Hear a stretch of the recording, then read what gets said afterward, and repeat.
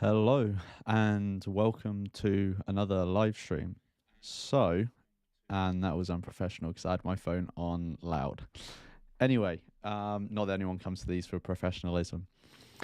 So, today is. Okay, so before we start that, I was ill some time ago, like when I was away, and I still have like a remnant cough. So, you're going to have to put up with that. Like in the stream. But so where was I? Yeah, so it's World Vegan Day, and I thought for World Vegan Day we could do a little stream.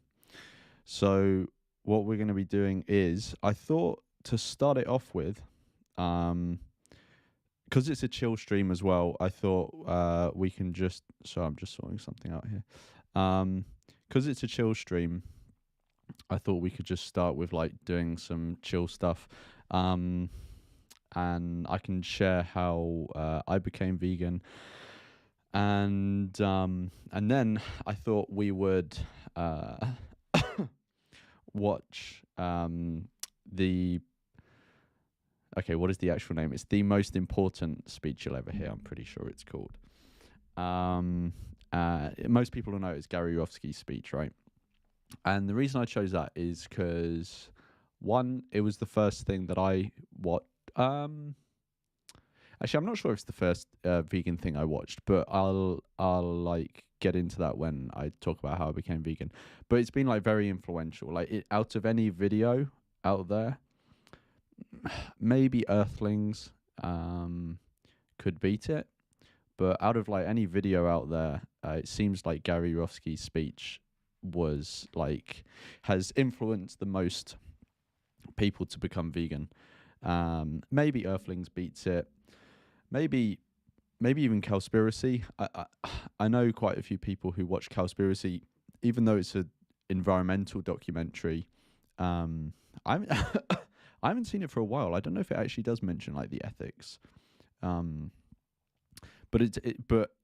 either way, like I know quite a few people who saw Cowspiracy and then reached the ethics pretty directly from that. But we'll say for the sake of argument, it's Gary Yourofsky's speech. So I thought we could like watch that because it's a bit reminiscent as well, like reminiscing about I don't know, back like to me it seems like something I associate with like back in the day. Like I haven't seen Gary's speech for ages, to be honest. So I'll probably see it in a different light now because when I first saw it, it would have been like really mind blowing, all this new information, these new arguments and stuff. He's very charismatic. But now it's like I know everything he's talking about. So obviously it's not going to be as impactful. But we'll see. Anyway, so before we get on to that, first thing I want to say is maybe not everyone watching is vegan.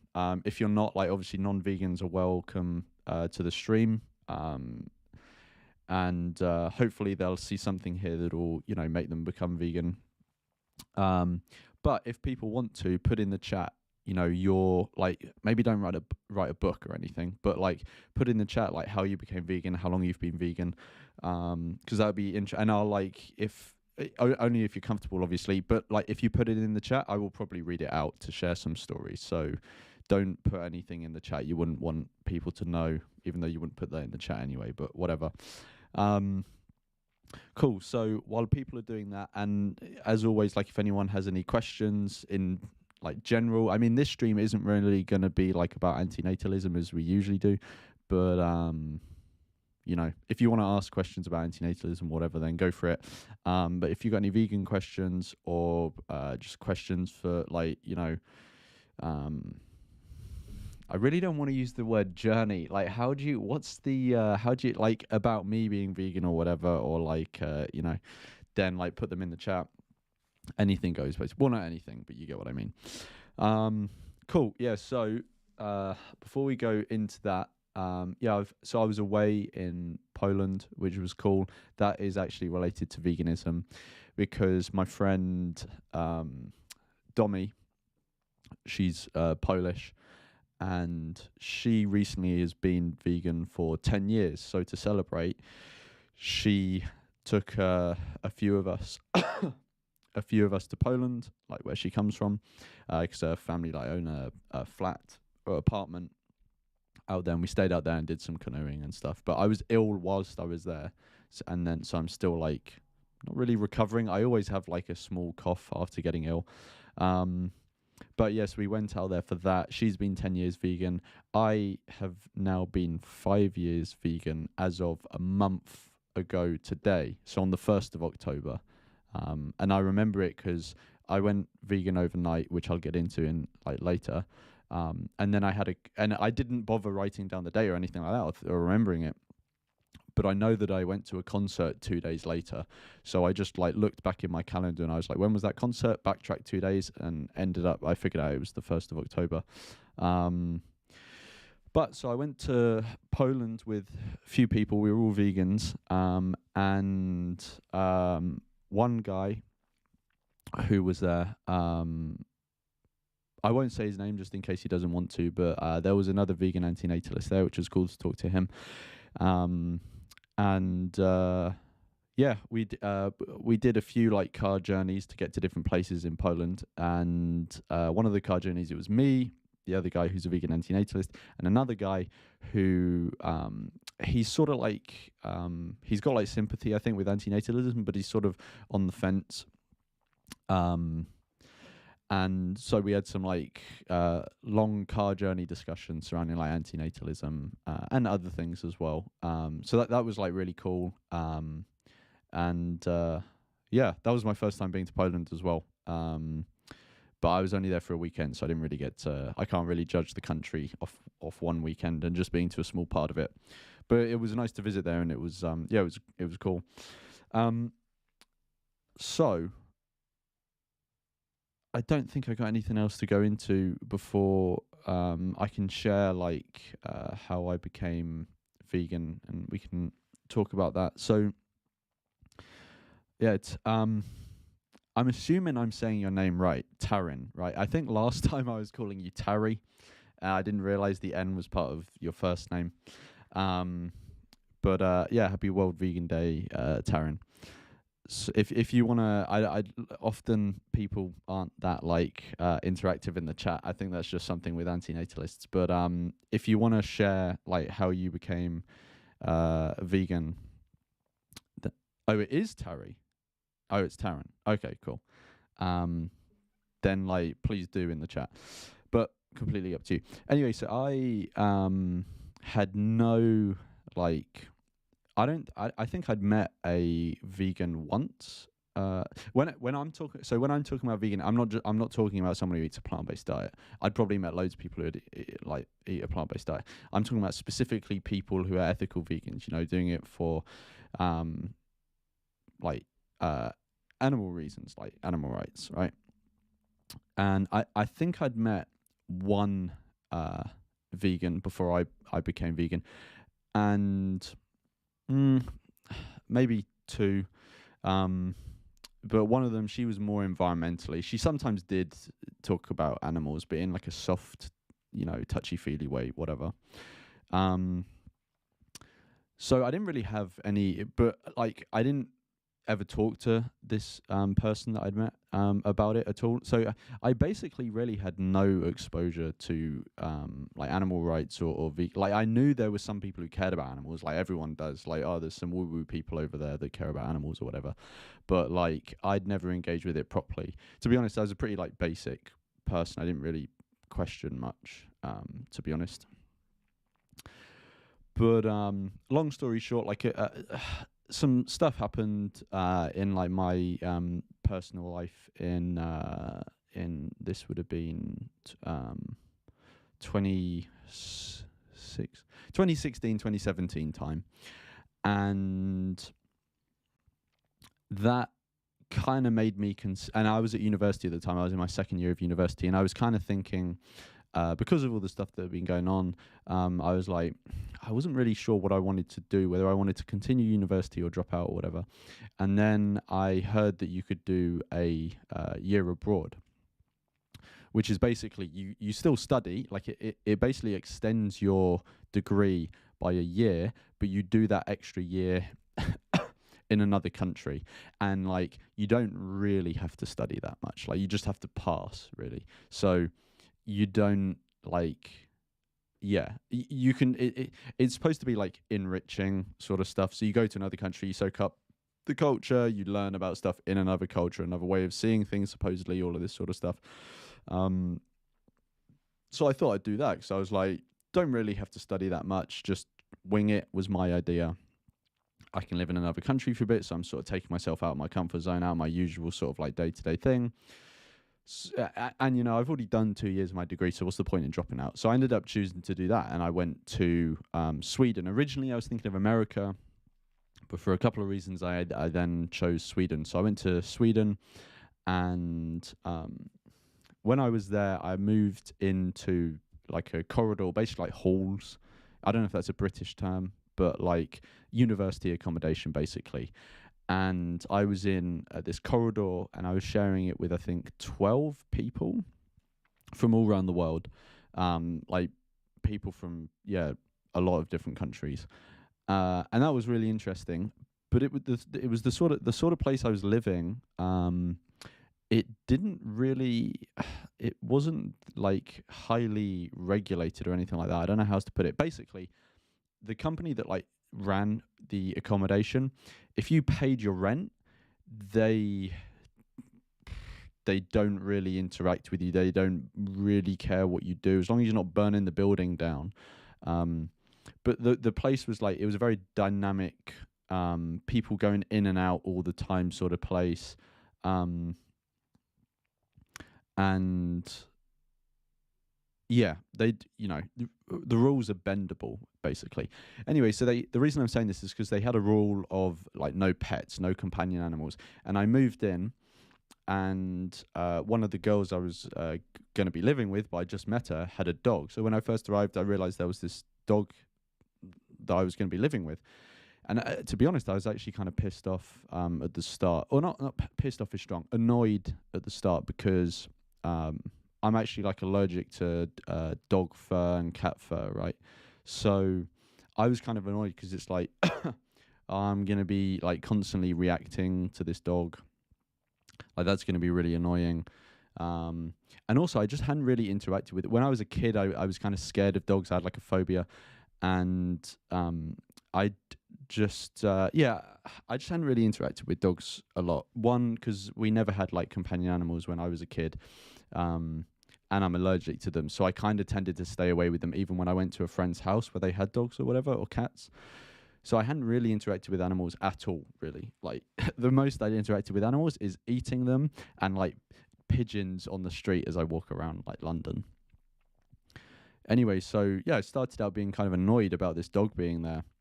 And then it just worked out that the girl that was like the guardian of the dog, her lectures kind of synced up with mine. So when she had lectures, I didn't, and when I did have lectures, she didn't. If that makes sense. So often, when she was at lectures, I would look after the dog, which his name was Ema. Um, which I can't remember all the details, but I think I was probably reluctant at the start, but I just kind of agreed. But anyway, over time, like spending more time with the dog. Hey, Miss Ilya. Spending more time with the dog. And Tyrone, I will read out your thing. I'm just gonna finish my monologue. Um, yeah, but over time, like spending more time with Ema, I just got to know him better. I got to know him as an individual, and like got to like really like spending time with him, to be honest. And about a month or so, maybe a month and a half into living there, so on October 1st, it turns out, um, I was like cooking meatballs, presumably pasta or whatever, in the kitchen, and Ema comes in, and this was the first time that it was the first time that I'd specifically been cooking, and Ema had come in the kitchen at the same time, and I was cooking these meatballs, which are obviously made of pigs. And Ema comes over, and I sort of like bend down to play with him a bit, and then I come back up, and I go to like tend to the meatballs again, and like I don't know what went on in my head, but something just sort of like I just then sort of realized the the meatballs that I'm cooking are another animal, and presumably the animal is like just like Ema, and I was like, oh, that is fucked up. And yeah, something just clicked in my head, and I was like, oh, that is just completely fucked. So I like turned the meatballs off. I think I just threw them away, and then the rest of like the meat and dairy and stuff in my fridge, I like moved over to my housemate or flatmate's parts of the fridge, so like just give it to them. I went down to the shop, bought like my first fully plant-based shop, and I've been vegan ever since. And I did not know what I was doing when I first went down to that supermarket to buy my first vegan shop. I was such a basic person, at least when it came to food. I'm not sure I'm going to get your name right, but hey, Veyonamanine. I definitely got that wrong, but hey.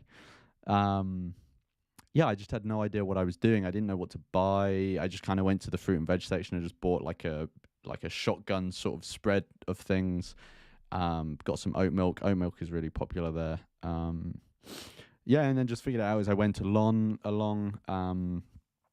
Really got into like making porridges. I became quite creative with cooking after that because I had to like learn. Whereas before I could just rely on background cultural sort of, oh, this is what I've learned to, just as a kid or whatever. But yeah, so I did that shop, and then I was supposed to be doing an essay that night, but that night I basically just spent like watching vegan stuff basically. So I just went on. I think I just went on YouTube and just typed in, I don't know, like something to do with animals. I can't remember exactly what the words were. And then then like obviously things came up, and that night I watched Earthlings, Gary Yourofsky's speech, and 101 Reasons to be Vegan back to back, all three in a row. I can't remember in what order. And yeah, and then that because I had like this like emotional sort of realization with Ema in the kitchen, but like that was more just like I don't want to do that, like I'm hurting someone. And then when I like looked it up online and like found Gary Yourofsky's speech or Earthlings and stuff, that more cemented like the actual argument in my head, and like I got more of the like philosophical backing to like, yeah, this is a sensible thing to believe, not to exploit animals. Yeah, so yeah, I watched it.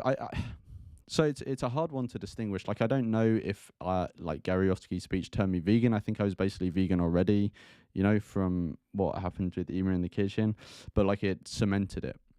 But either way, I watched it on the first day of being vegan. Yeah, and I think that's basically it. And then I got basically straight into activism. Like within a month of becoming vegan, started doing activism in Stockholm, which is the capital of Sweden. And then yeah, just been doing activism ever since. Yeah, I'll read out Taryn's thing. But I mean, if anyone wants to hear about like the sort of activism and stuff, then I can go into that as well. But I don't want to. I've already spoken for ages, so I don't want to like bore people. So yeah, let's see what Taryn's saying. I knew I was going to be moving to a city, like a big city, and I knew there was going to be vegans there. And I was like, I don't think I've met one before. I should try and figure out why they're vegan. So I was like, okay, well, I know they do those banners with the half dog, half pig. So I know they think there's no difference between them. But how bad can a slaughterhouse be? So I looked. Oh, that's kind of cool. Wait, so where were you moving to? Like to Tarin? Like where were you what city were you moving to, and how did you know there was like specifically a lot of vegans there? Because like it's one thing to move to it's one thing to move to a city, but then it's another thing to think like, oh yeah, I move into this city and it's well known for lots of vegans to be there. I've never heard anyone describe a city like that before. From rural northern BC, Canada, to Manitoba, Winnipeg, Canada. Never. Okay, never heard of those places. Well, I've heard of BC, Canada, but like, I never heard of Manitoba. And apparently it's known for vegan YouTubers. Oh, okay, cool. That's cool. Yeah, and then you just like, and yeah, you found out how bad it was. Back in 2016, then you were taking writing research in school and got bored of human rights stuff. Not that it's bored. Yeah, I get what you mean. Like, you can become bored of something even though it's still important, right? And then went on to write about the environment. And you were asking like, what's up with the methane and stuff, and then a rabbit hole after rabbit hole, and now you're here. Oh shit! Yeah, nice. See, and I think that links back to what I was saying about Cowspiracy. Like, often people can, like, I got nothing against the environmental message. I'm just more personally like passionate about the animal message. But like, I studied environmental science at university, so like I don't want to sound like up myself or anything, but like I'm knowledgeable about the environmental side of things. And I think I understand it more than the average person because I did a degree in it. I sort of, when they're talking about it on the news or something, I can sort of understand. They're talking like they'll put like a fact up, and I'll understand like, okay, I understand where that fact sort of rests in the general Earth system or whatever. Whereas maybe most people just see the fact and think, oh, that's a bad fact or whatever. Yeah, but no, that's cool. Thanks for sharing, Taryn. And Masil, you're saying Anthony Ed has just released a pretty good and impactful short movie. Yeah, I saw he was going to release that. Something about dairy, I think, or something. But yeah, I'll check it out whenever I've got time. And Tarek's saying that we need a World Antinatalist Day. Well, first of all, hey Tarek. I'm pretty sure there is one, isn't there? I forget what it is. Isn't it the 8th of something? But I'm pretty sure there is one. I'm pretty sure there is one, Tarek. But maybe someone put in the chat when it is, because I forget when it is. And if we find out that there isn't a World Antinatalist Day, then just make one. You know, if like these days, like the World Vegan Day or whatever, I don't think it didn't just appear out of thin air. It was established in the calendar because people started to celebrate it. Maybe even one person had the idea once and then just started to do it, and other people and then it caught on, and now like lots of vegans do it. And I don't know if World Vegan Day is actually an official day. Like I think maybe it's just like an informal day that vegans celebrate or whatever. Yeah. And no, Taryn's saying, have I seen the antinatalist episode of Love, Death and Robots? No, I haven't. I've heard of Love, Death and Robots, but I've never seen it. I don't really know what it is.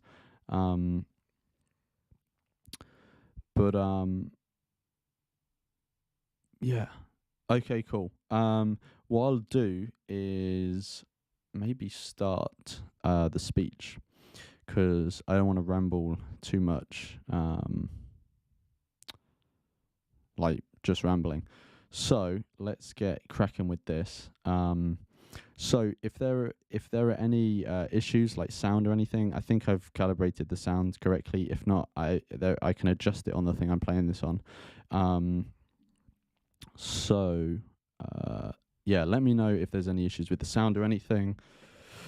And I think we can go. So.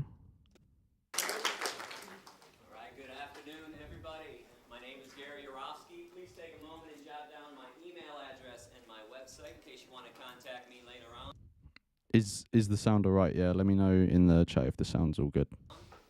Today we're going to talk about the world's forgotten... Oh yeah, actually I should maybe explain a bit about what this is before we start.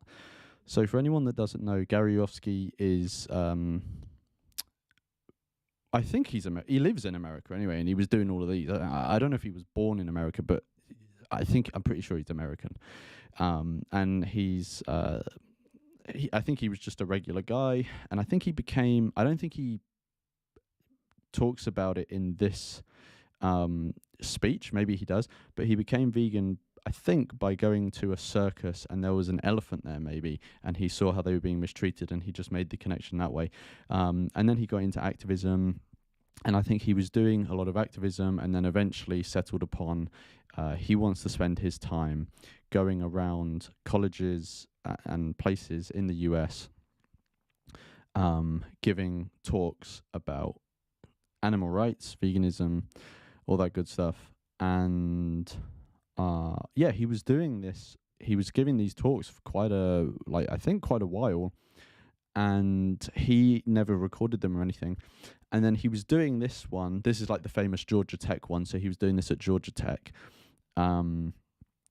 And I think, maybe I'm getting this wrong, but I think he didn't know that this was being recorded. I think someone set up the recording and started recording the speech without his knowledge or whatever. I think I might have got that wrong, but I think that's the case. And then I think he was made aware that it had been recorded, and he was encouraged to put it on YouTube, and he put it on YouTube, or maybe someone else put it on YouTube, but it's on his channel. But it's also been put up on other channels as well. So maybe it was on another one first, I don't know.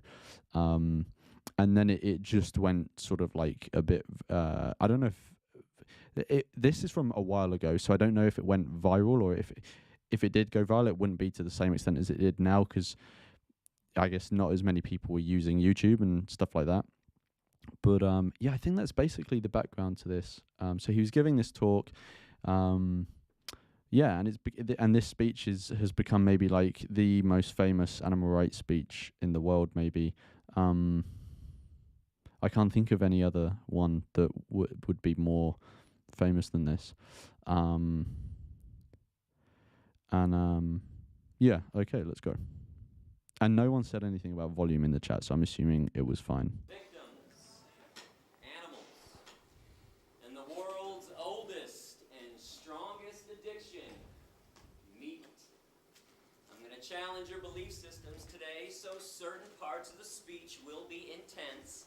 But let me start with a quick disclaimer. I am not here to be your enemy. The views expressed today do not necessarily reflect the views of your professor or this institution.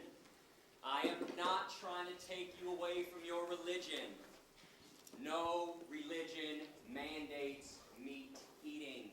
The golden rule states, do unto others as you would have done unto... Okay, cool. One person said it's a bit quiet, so I'm going to turn it up a bit on here. Hopefully that's louder. He's just saying there about religion. I don't actually know if that's completely true. If no religion mandates meat eating,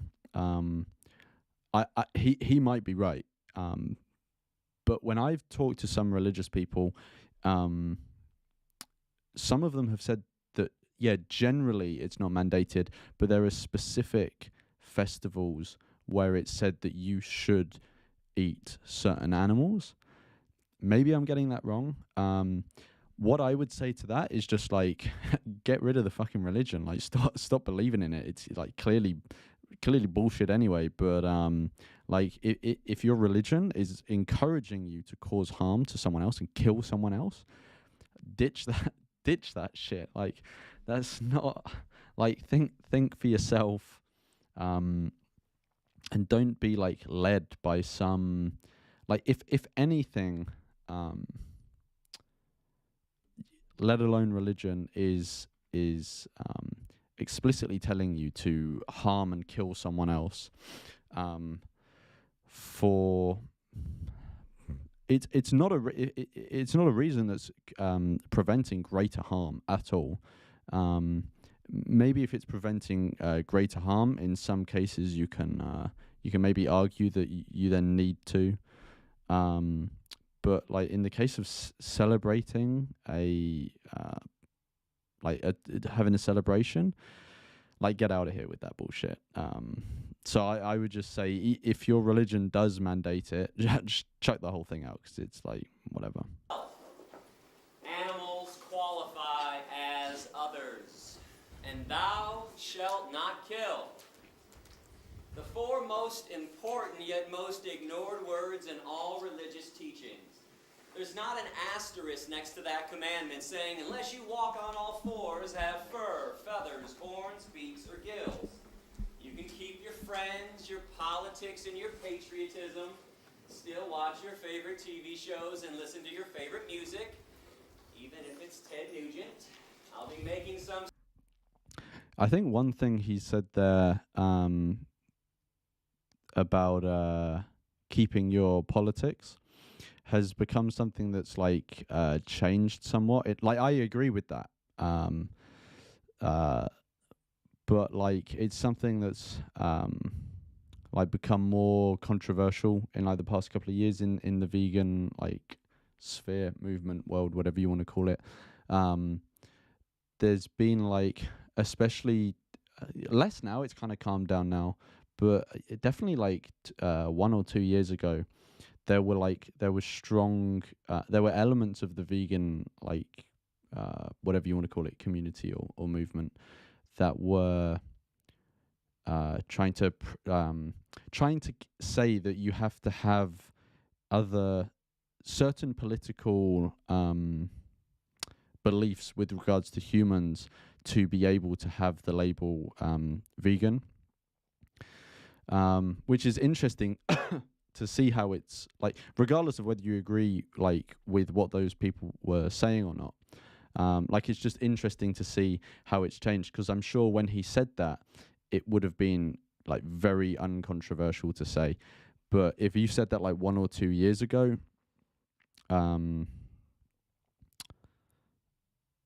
yeah, it wouldn't have been like, you would have been like shouted down and stuff like that. Tarek is saying in the chat, separating veganism from politics does not work. Compartmentalizing the two has speciesist underpinnings. I'm not sure what you mean, but so when I say what did he say? He said he's not trying to, like, you can keep your politics or something like that. Like, when he's saying that, and like when I was saying what I'm just saying, I'm not saying that veganism and politics as a general thing should be separated. I mean, you shouldn't need to have certain like social or political views to be vegan, is what I mean. So like, obviously veganism and politics do overlap in big ways. So like, one of the things that animal rights activists are fighting for is political rights for animals, right? So in that way they overlap. But what I mean is like, those people fighting for the political rights for animals don't necessarily need to have a specific political view to be fighting for those. Now, don't get me wrong, I'm not saying that any like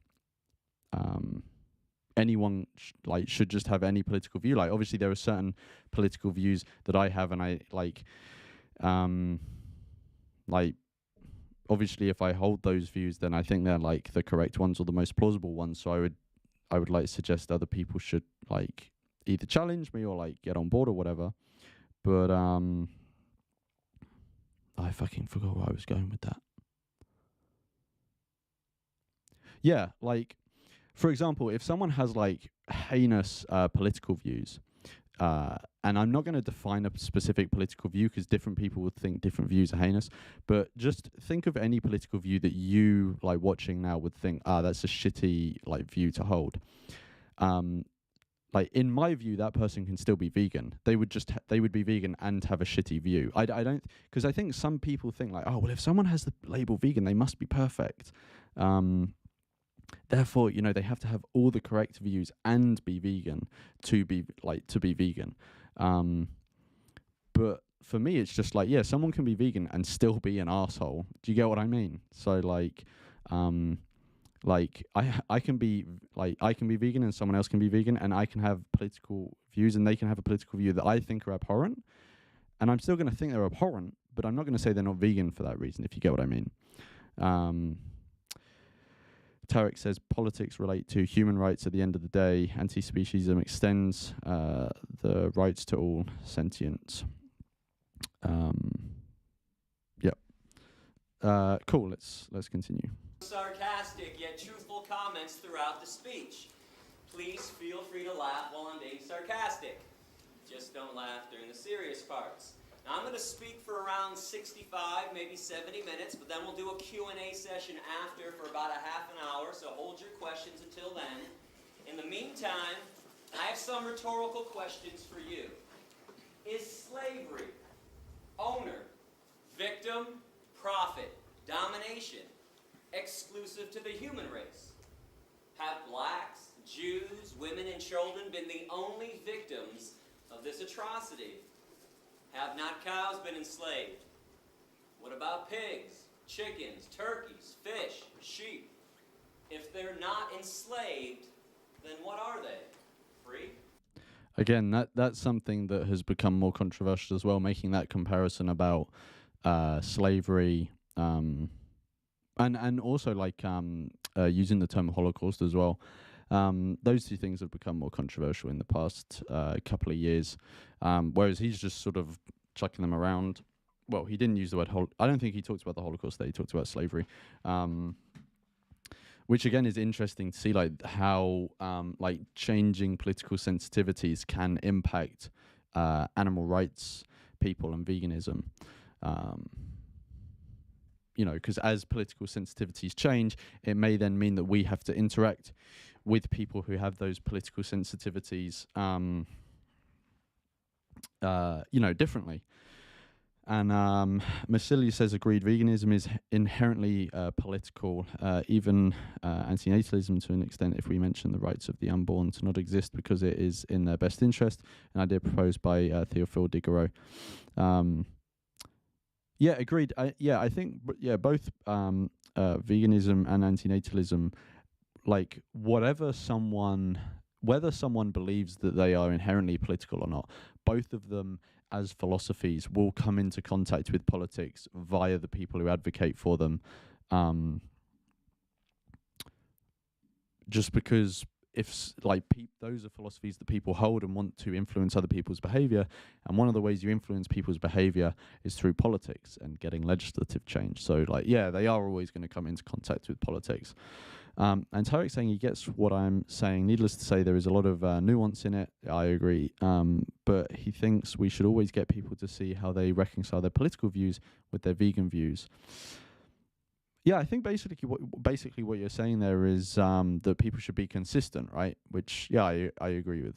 And then Taryn says, I always use these words in my activism. I assume you're talking about slavery and Holocaust, right? Yeah, I don't do. I'm assuming you're talking about like street activism and conversations with people. I don't really do much street activism anymore. Lately, I've done like a couple of things, and I will use those words when it's fitting. If I'm talking to someone who is clearly a bit sensitive, then I won't use them because it'll just get in the way of the conversation. Because then we'll just go off on some tangent of like, oh, you shouldn't use those words or whatever, and it just distracts from the point. But if there's someone who's like, you know, very like level-headed, they don't seem like emotionally volatile, that sort of stuff, then I'll be more than happy to use those words. I think like they're accurate. So, and I've also never got. I mean, I can get why people have become sensitive about. At least I more understand where people are coming from with the word Holocaust, because it's that is, even though you can use the term Holocaust for like multiple atrocities that have happened, it's so closely linked and heavily associated with the Jewish Holocaust carried out by the Nazis, even though of course it wasn't just Jews that were killed in that, but it's so closely linked. Even though I think it's still applicable to animals, I can see where people are coming from with slavery. And often people will say you can't use the word slavery because it's insensitive or offensive to black people. That one, I just don't understand where people have got that from, because um like like slavery has been around since humans have been around. Like every single ethnicity of human has been enslaved, and every ethnicity of human has done the enslaving as well. I think that the claim that using the word slavery applying to animals is offensive. One is speciesist, but it's also very America centric, because it imposes the American dynamic of slavery onto the term slavery generally. Because when people say that it's offensive to black people, they're talking about the transatlantic slave trade, which is one slave trade that happened in one part of history. And I think, I'm not an expert on this, but I think it was in relatively small numbers as well. Obviously, it was large numbers of people, but relative to other slave trades that have happened, I don't think it was actually a particularly large one. But I might be wrong with that on that. See, I don't get where people are coming from with saying that you can't use the word slavery. Also, it's just demonstrably applicable to animals, because like if they're not slaves, what are they? Are they free? Like what he says, like clearly they're not, and they're literally owned by humans. So like they're sentient beings owned by other sentient beings. They don't own their own life in a legal sense. Their owner can like choose when they are killed. Like clearly that meets the definition of slavery. Tone says again, yeah, I just end up doing it in the streets here when it's fitting because of where I'm located. I do have to. She's very rural. I'm learning more and more about individual direct action campaigning, though, and pushing my limits in that arena as well. Yeah, no, that's good. I assume you mean like pressure campaigning. I'm guessing you've been watching some of the Cranky Vegan. Tariq says he agrees that we should use those words. I'll never stop any activists should they choose to use it. Personally, I don't use these words. Like Lawrence said, it tends to get in the way. Yeah, exactly, which is why I'm selective about when I use them, because like often they do get in the way. Cool, let's keep going. Can slavery have a victim that is neither human nor animal? Have not the oceans, the forests, the earth itself become victims of ownership too? And what about a slaughterhouse? House of slaughter. Slaughterhouse. Do you really think there's such a thing as humane slaughter? Exactly what is your definition of humane? Besides psychological and physical abuse, torture, dismemberment, and murder, what else do you think happens to animals inside of a slaughterhouse? You think they get belly rubs and tushy slaps? And if you think there's such a thing as humane slaughter, I'm curious, do you also think there's such a thing as humane rape? Humane child molestation? Humane slavery? How about a humane Holocaust? In fact, what is your definition of a Holocaust? Is it a massacre of human beings or a massacre of innocent beings?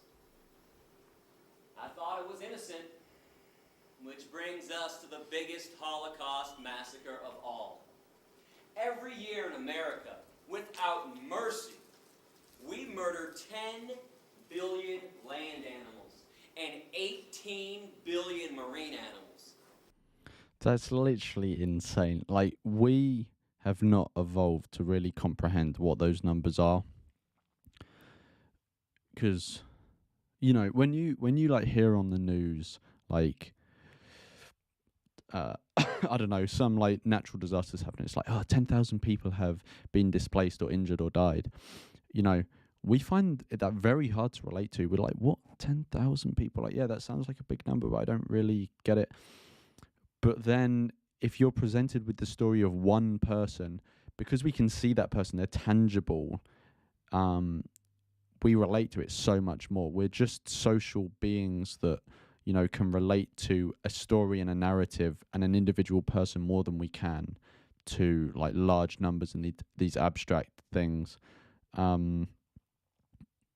Like sometimes, I think sometimes it's good to quote numbers, but it depends who you're talking to and what you're talking about, but often like just quoting statistics and large numbers at people, like I think sometimes it falls on deaf ears, and even if it's not falling on deaf ears, sometimes they just can't really get their head around it, including myself.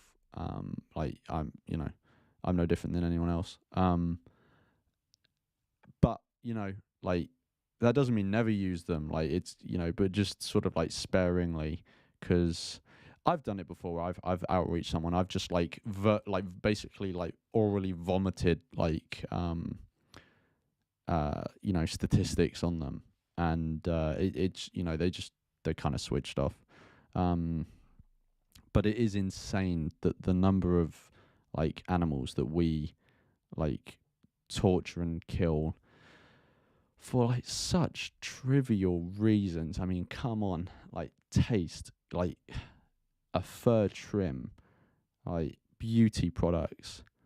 Like humans need to sort out their priorities. Like we value the lives of others so lowly, and this is even within the human species as well. Even if we ignore other animals, just within the human species, like we care about the lives, and there's like evolution. This is for evolutionary biological reasons, but we care about the lives of people that we know and are related to, generally so much more than like other people, and we're very biased in that way. And some people say that makes sense, because it maybe decentralizes the like duty of care, but I came to realize like how strong those biases were when I read The Life You Can Save by Peter Singer. And he basically talks about like people who have disposable income, what obligations do we have to people we don't know to helping improve their situation when their situations are worse than our own. And he uses some stories in that book and like uses some analogies. Yeah, they made me realize like, even I would be susceptible to this as well. Or like I'm susceptible to this. Not for health, survival, sustenance, or self-defense. People eat meat, cheese, milk, and eggs for 4 reasons: habit, tradition, convenience, taste. I want to define a word that might be new to some people right now, and it's vegan. It's up there on the screen, V-E-G-A-N. Vegans, like vegetarians, do not consume the meat of any land or marine animal. Vegans, however, unlike vegetarians, also refrain from eating cheese, milk, eggs, honey, or any animal product whatsoever. We also don't wear animal skins, no fur, leather, wool, silk, or down. Now I want to let y'all know that I was not raised vegan. I ate meat, cheese, milk, and eggs for around 25 years. Oh, that reminds me, I just saw Tarek post in the chat. I just signed up to Twitter or Twatter. So if anyone uses that and wants to, they can find me on there. I've linked it in the description, but it's just at Lawrence Anton 1, I'm pretty sure, or Lawrence_Anton 1. Yeah, I haven't tweeted that much on it, but I will basically it'll be like just like an informal, like I've just like informally posted like some stuff on there of like videos I've watched or like things I'm doing that are like relevant to veganism or antinatalism on there. So if anyone wants to, they can find me on there as well. I haven't fully, I'm a bit like a grandma with it. Like I haven't like fully figured it out yet. I've never had Twitter before or Twatter. So I'm still like getting to grips with it, the layout, all the different features and stuff. I got it recently because I'm sure everyone's aware Elon Musk bought it and is like running it now. And supposedly it's going to be like better for free speech on there. And that wasn't really the thing that got me to go on there. But if anyone knows David Rams, who's a friend of mine, he also does YouTube.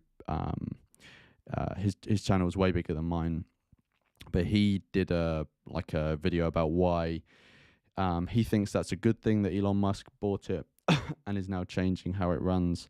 And he thinks that Twitter is going to be sort of like the main social media platform for animal rights activism stuff going forward in the future.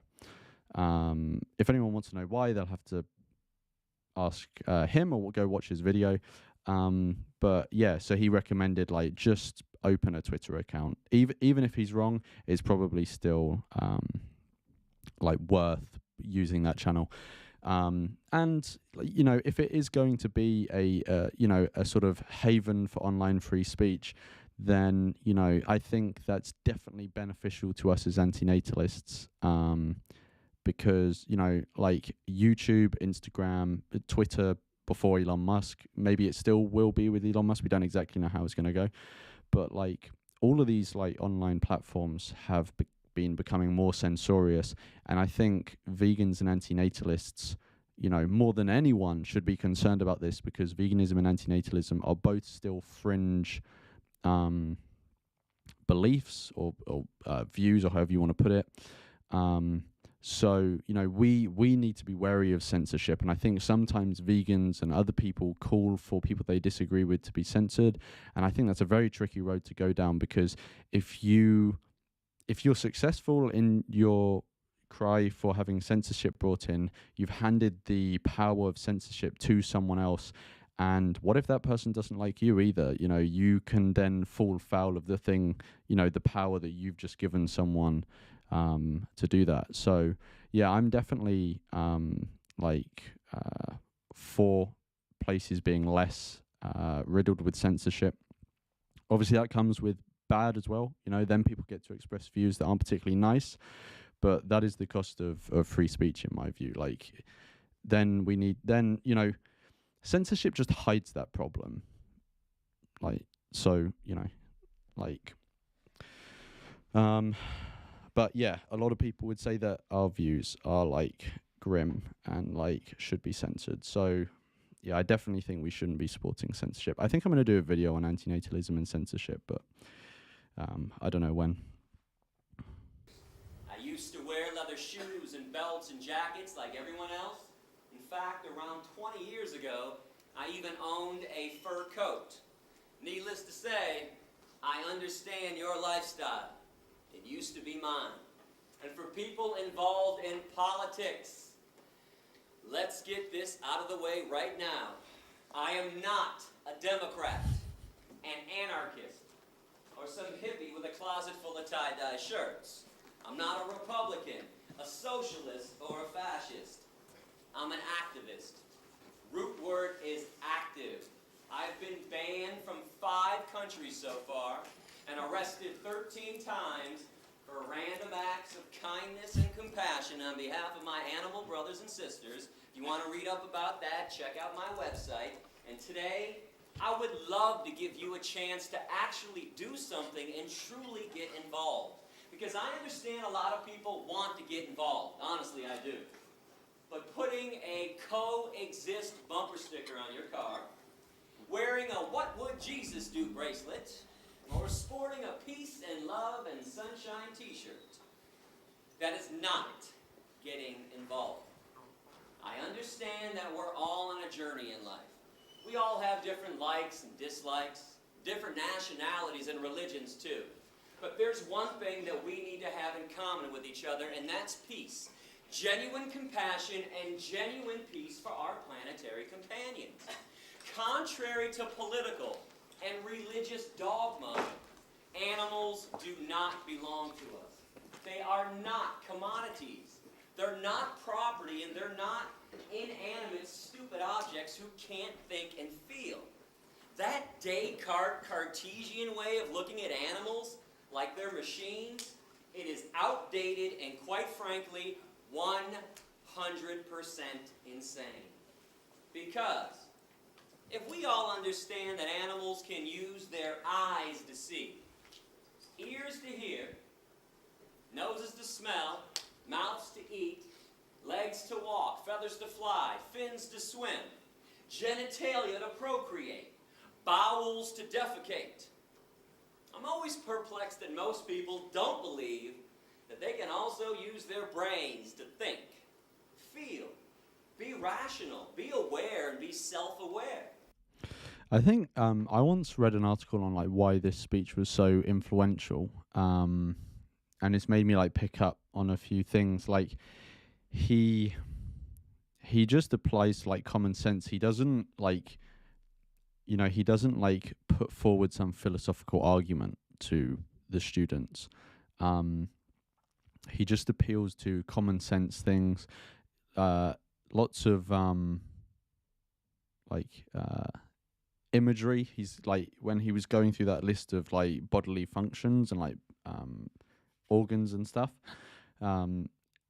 you would be like visualizing, those parts of the body or whatever. And he uses like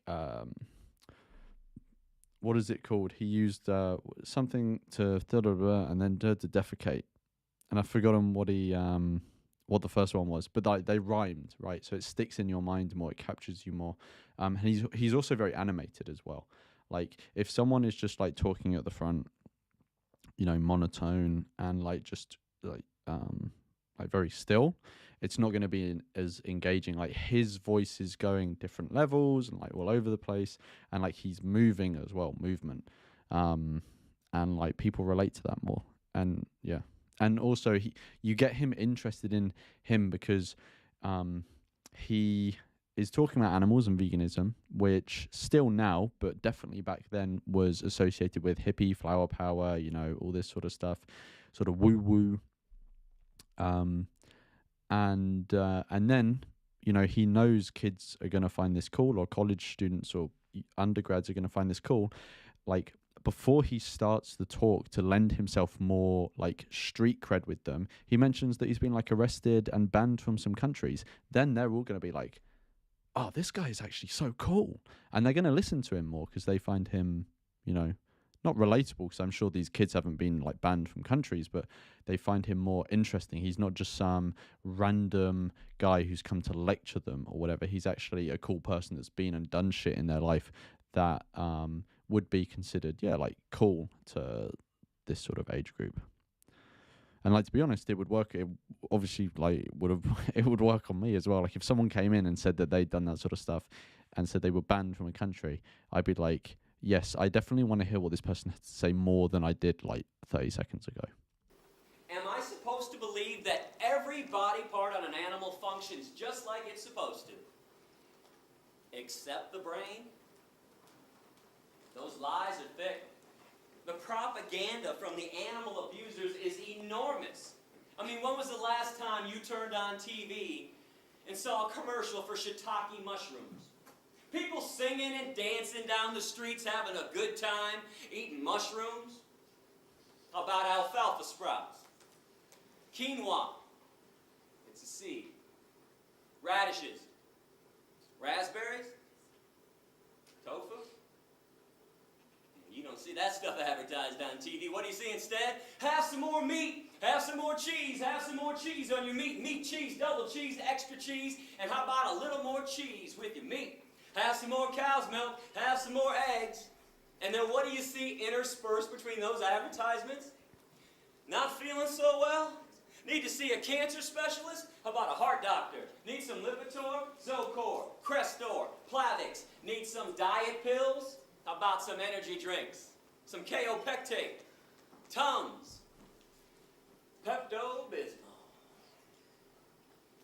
You've been duped.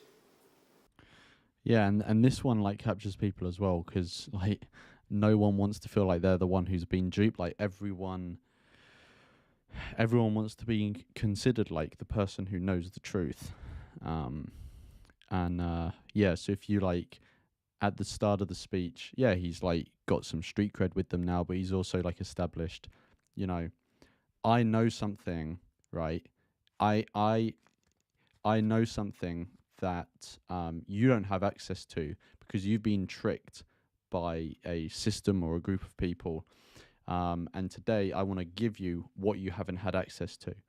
And people want to get access to that. So these are all like really smart moves at the start of a speech, because it takes an audience that may not necessarily have been that interested in like animal stuff, and it makes them much more interested because the person who's talking to you is a lot cooler than you thought, and also he has revealed the fact that there's more going on than you thought, and you've actually been the victim of a propaganda campaign. They're killing you, they're killing the animals, and they're killing this planet.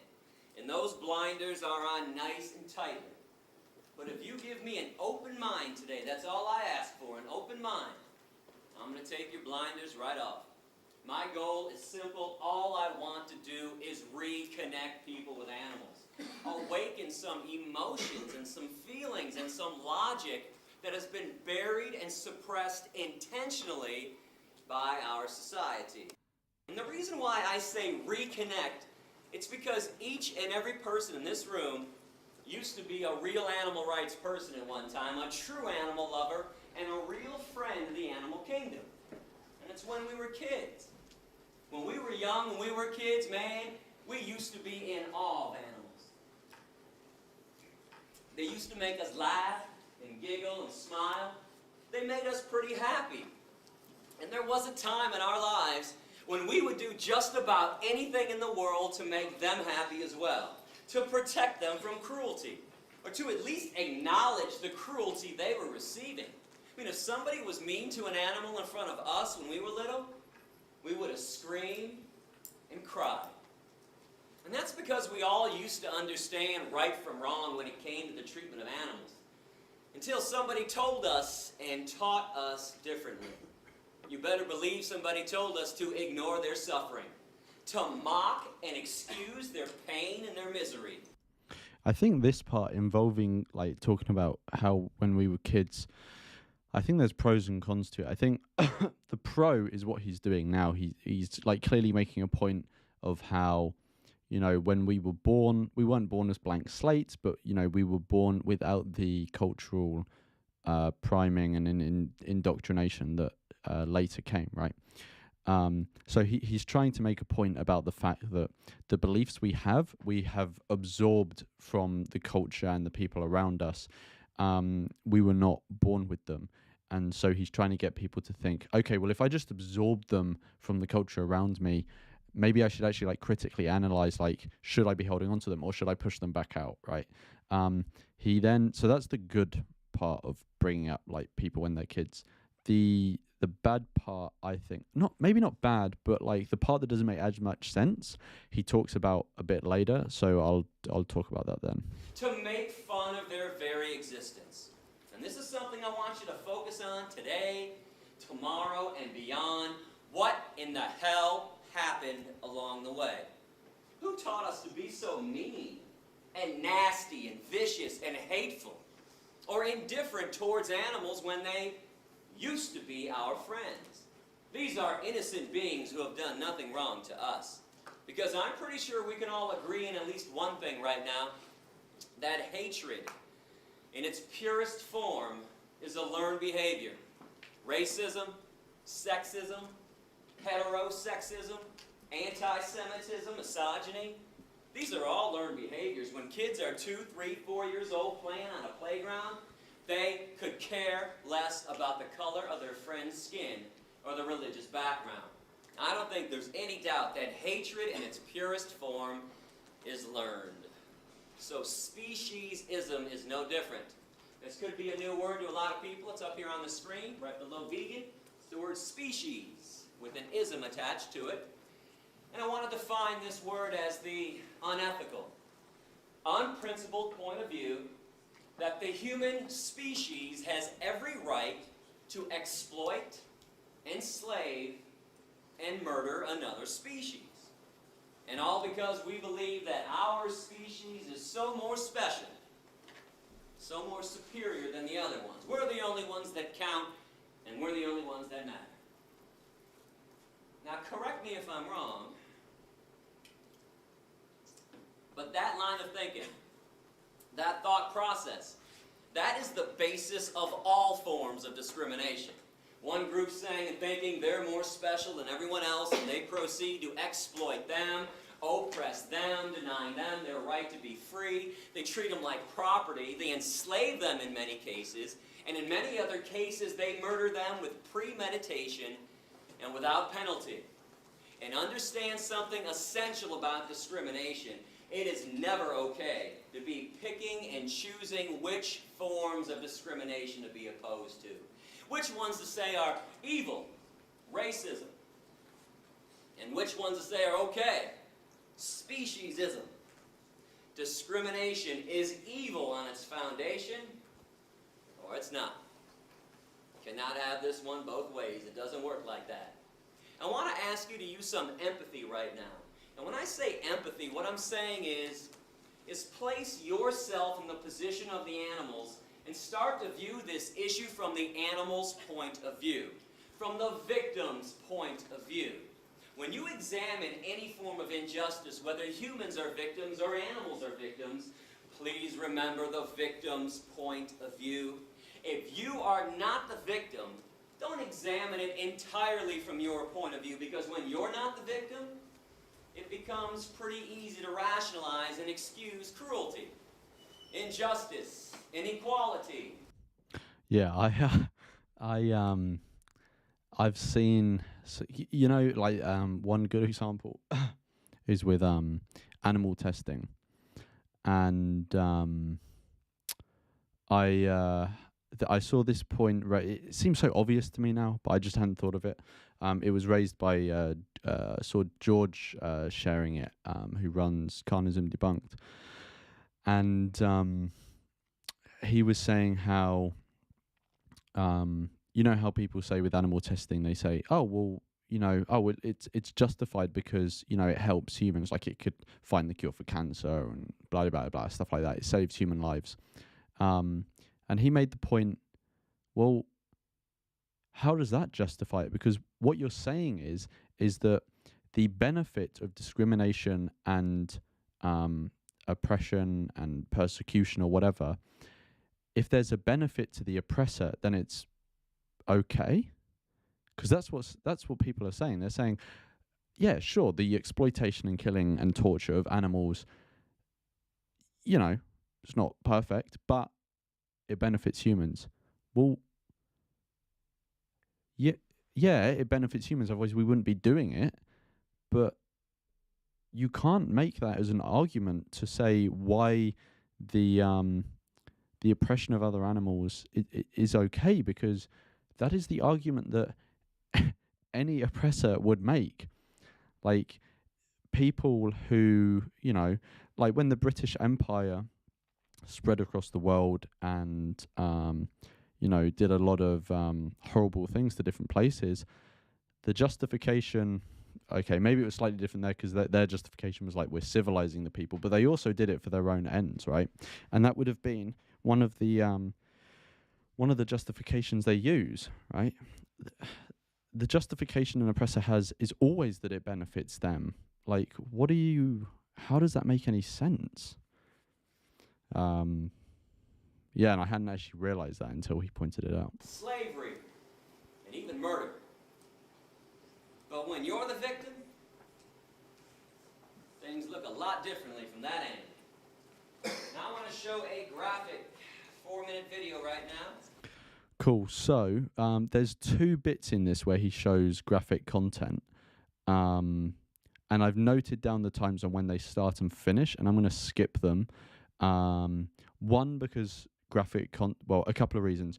One, like, I'm pretty sure everyone watching the stream, including, and like me doing the stream, is vegan already. So like, we don't need to see this shit again. If someone isn't vegan, I would encourage you to watch some, because you need to see what you're supporting.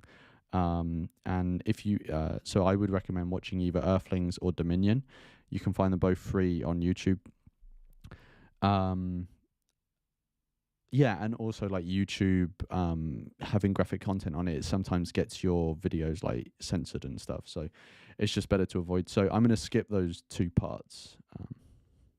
About what goes on inside of a slaughterhouse, I want to ask you not to turn away, not to close your eyes during this video. It's because if you choose to eat meat, cheese, milk, and eggs, I think at the very least you are obligated to see the pain and suffering you are causing. But if you do feel the need to turn away or close your eyes during this video, you might want to ask yourself a question.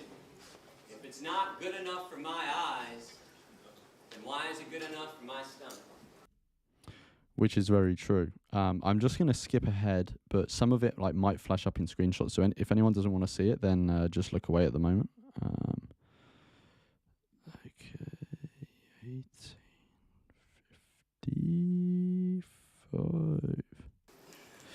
Yeah. Yeah, it's true. If you're going to pay for someone else to be tortured, exploited, and killed for your benefit, when you don't need to, no one has a gun against your head telling you to do this, of course you should be made aware of what you're paying for. There's an argument, obviously, with kids, maybe not to show it to kids. One, because they're not the agents in this situation. They're not really choosing. It's sort of a choice being imposed upon them. And then later, I know it's the indoctrination process. Later, they become indoctrinated, so they do it when they're older, when we can hold them account. But it's questionable whether we should show it to children. But when someone becomes of rational age and can understand these things, 100% they should be made aware of what they're supporting, even if they don't like seeing it. If you don't like seeing it, don't pay for it to happen.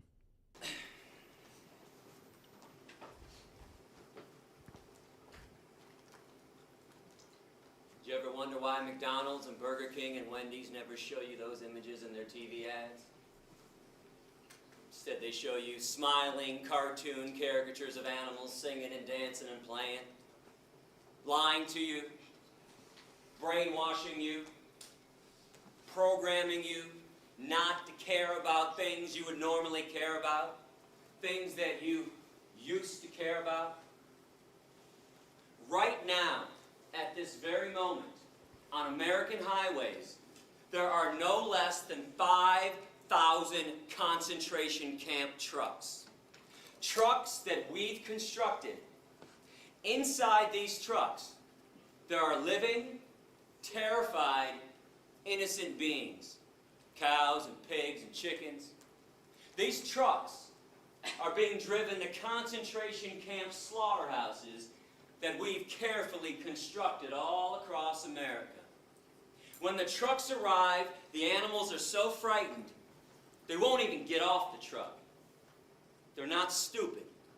They know what's next. So people go on the trucks with electric prods and force them to walk down the chutes to their own death. Or if the animals are small enough to manhandle like chickens, we'll just grab them off the trucks and toss them inside. Inside. Again, notice how animated he is as well. And also the tone of voice he's used has changed as well. And it's the signal, he's using a serious, almost verging on angry voice, right? And it's to subconsciously signal to people, if they're not consciously aware of it, of this is a serious part of the talk, and if anything, you should be ashamed to be supporting it. These innocent living beings are hanged upside down, fully conscious.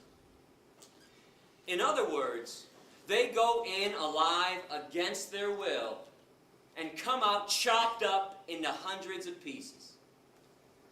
But you know what's more insane than that? Meat eaters. Walking around like their lifestyle isn't causing any harm. Like it's normal and natural to be consuming violence and death. How would you feel if the day that you were born, somebody else had already planned the day of your execution? That's what it's like to be. So Graham's just said in the chat, will people really change after listening to those vegan lectures? I'm assuming he means this one that Gary's giving now. Graham says, I think it's all about compassion in them, which differs from person to person. It depends. Will these vegan lectures, will it really change people? Well, I would say yeah. Out of, and this is anecdotal, but out of all of the people I've ever asked why they're vegan, um, this speech is the most common reason people will say. So, can these vegan lectures change people? 100%. A good one can. Some of them, maybe a lot of them that people give are not that good. But if you've got a good one, and you can record it, like recording the, like going around and doing the talks obviously takes a lot of time and energy, but he was willing to put that in. But recording it and putting it up on YouTube, very minimal effort. And once it's up on YouTube, bam, you can let it just grow organically and people will see it, right? So after that, it's very little effort. So I don't see any downside to putting it on YouTube. The amount of effort you have to put in is tiny, and the potential returns are massive. And in terms of you're talking about, it's about compassion in people, which differs from person to person. I agree that it. I agree that it. I agree that the level of compassion or empathy that someone generally has in life differs from person to person. I agree with that. But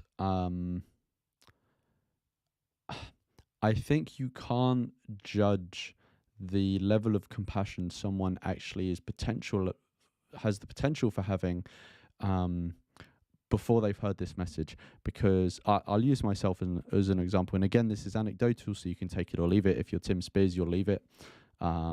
If anyone doesn't get that reference, you'll have to watch the debate between Tim and Johnny on David Ram's channel about pouring milk. So if I use myself as an example, so I'm sure I'm simplifying myself here, but before I was vegan, I don't think I was a particularly compassionate person. I was a very normal, mainstream, didn't really think outside the box person, was not particularly, I didn't really care about any issues really. The only one you could maybe say I cared about was atheism. But like, I didn't put any effort into making the world a better place in any way. And then I became vegan through the story that I told you earlier. And so if someone had judged how compassionate I was before I was vegan, they'd probably say I ranked quite low. But since becoming vegan, they would probably say I rank very high now. And what's happened is, I think I received this initial message, one through the story that I told before, and then since then, like watching talks like Gary Rofsky's, reading books, talking to people. Now I care a lot more about a range of different issues, and have actually changed my behavior and changed the way I live my life to help further those causes and hopefully make the world a better place for humans and animals. And this is not to try and like big myself up or anything. It's just to demonstrate a point that, yes, people's compassion will change person to person, but and I think maybe what you're implying there is that giving talks to groups of people maybe is not the most effective thing to do, because it will be a mixture of compassionate and non-compassionate people, or more or less compassionate people. And you might as well spend the same amount of energy directed just towards the people you find are compassionate, right? But actually, it could just be that the people who are less compassionate have just not had their compassion unlocked. And I think I was one of those people. So I think we should target people who we don't necessarily perceive as low-hanging fruit. Now, yeah, for the sake of efficiency, I agree we should skew the the effort we put in towards low-hanging fruit people, at least at first. That does make sense. But in general, people who seem not to be low-hanging fruit sometimes are actually. And I think I was one of those people. And before I go on, I don't want to say who, just in case they don't want it to be shared, but someone, they'll know who they are, but someone has just donated a tip, and thank you so much. It's a really generous tip as well. So I just want to say thank you for that. When I see stuff like that, when I first started doing this stuff, I wasn't doing it for money at all, and I'm still not. But I thought inevitably some people will want to make some donations, as I do more things and reach more people, because that's a thing that tends to happen, especially when you're talking about an issue that people want to be spoken about more. But I really did not expect people to be like this generous. So really thank you for that. And the next thing that I am trying to sort out is my lighting situation, because as you can probably see now, the lighting situation is not the best. So yeah, that's the next thing I'm going to be trying to sort out, and you're helping me, be able to get there as well. And I've already had donations in the past that I've been, saving to get different things, like get a good light and a range of other things as well. So yeah, thank you so much. Taryn says, were you raised in some sort of religion, even slightly? No, I mean, I was raised in the UK, which is legally is a religious country. We don't have separation of church and state, so legally we're a Christian country. But the culture here is not really religious. Maybe there's sort of like a low level background sort of respect for religion, but even that's faded. So the background culture I was raised in was a Christian one, but it wasn't really strong. And my family is not religious at all. My mum doesn't really engage with religion at all. She's I don't know if she described herself as an atheist, but she just doesn't really concern herself with a religion. And my dad is a strong atheist. So I was basically raised in an atheist household. Which some people say that takes away credibility because I haven't experienced religion. I haven't left religion. I still have the beliefs that I was born with, but to be honest, sometimes you, in my view, you can be born with the most accurate belief sometimes. And I think in terms of the God question, atheism seems to be the most accurate belief. But I was born with some pretty shit beliefs as well, like natalism and carnism. So everyone has some shit beliefs when they're raised. And Taryn says you didn't get sent off to Bible camp. No, I don't even think that's a thing in the UK. I think that's a very North American thing, that sounds like. We don't have Bible camp here. Or if we do, it's a very, very small amount of people on the fringe of society that do that sort of stuff. But stuff like Bible camp is seen as a very American thing here. Like when people talk about Bible camp and stuff, they kind of roll their eyes and they're like, oh, that's so American or whatever. A cow, a pig, a chicken, or a turkey on this planet. I think this type of behavior is inexcusable and unbecoming of a species that claims to understand right from wrong.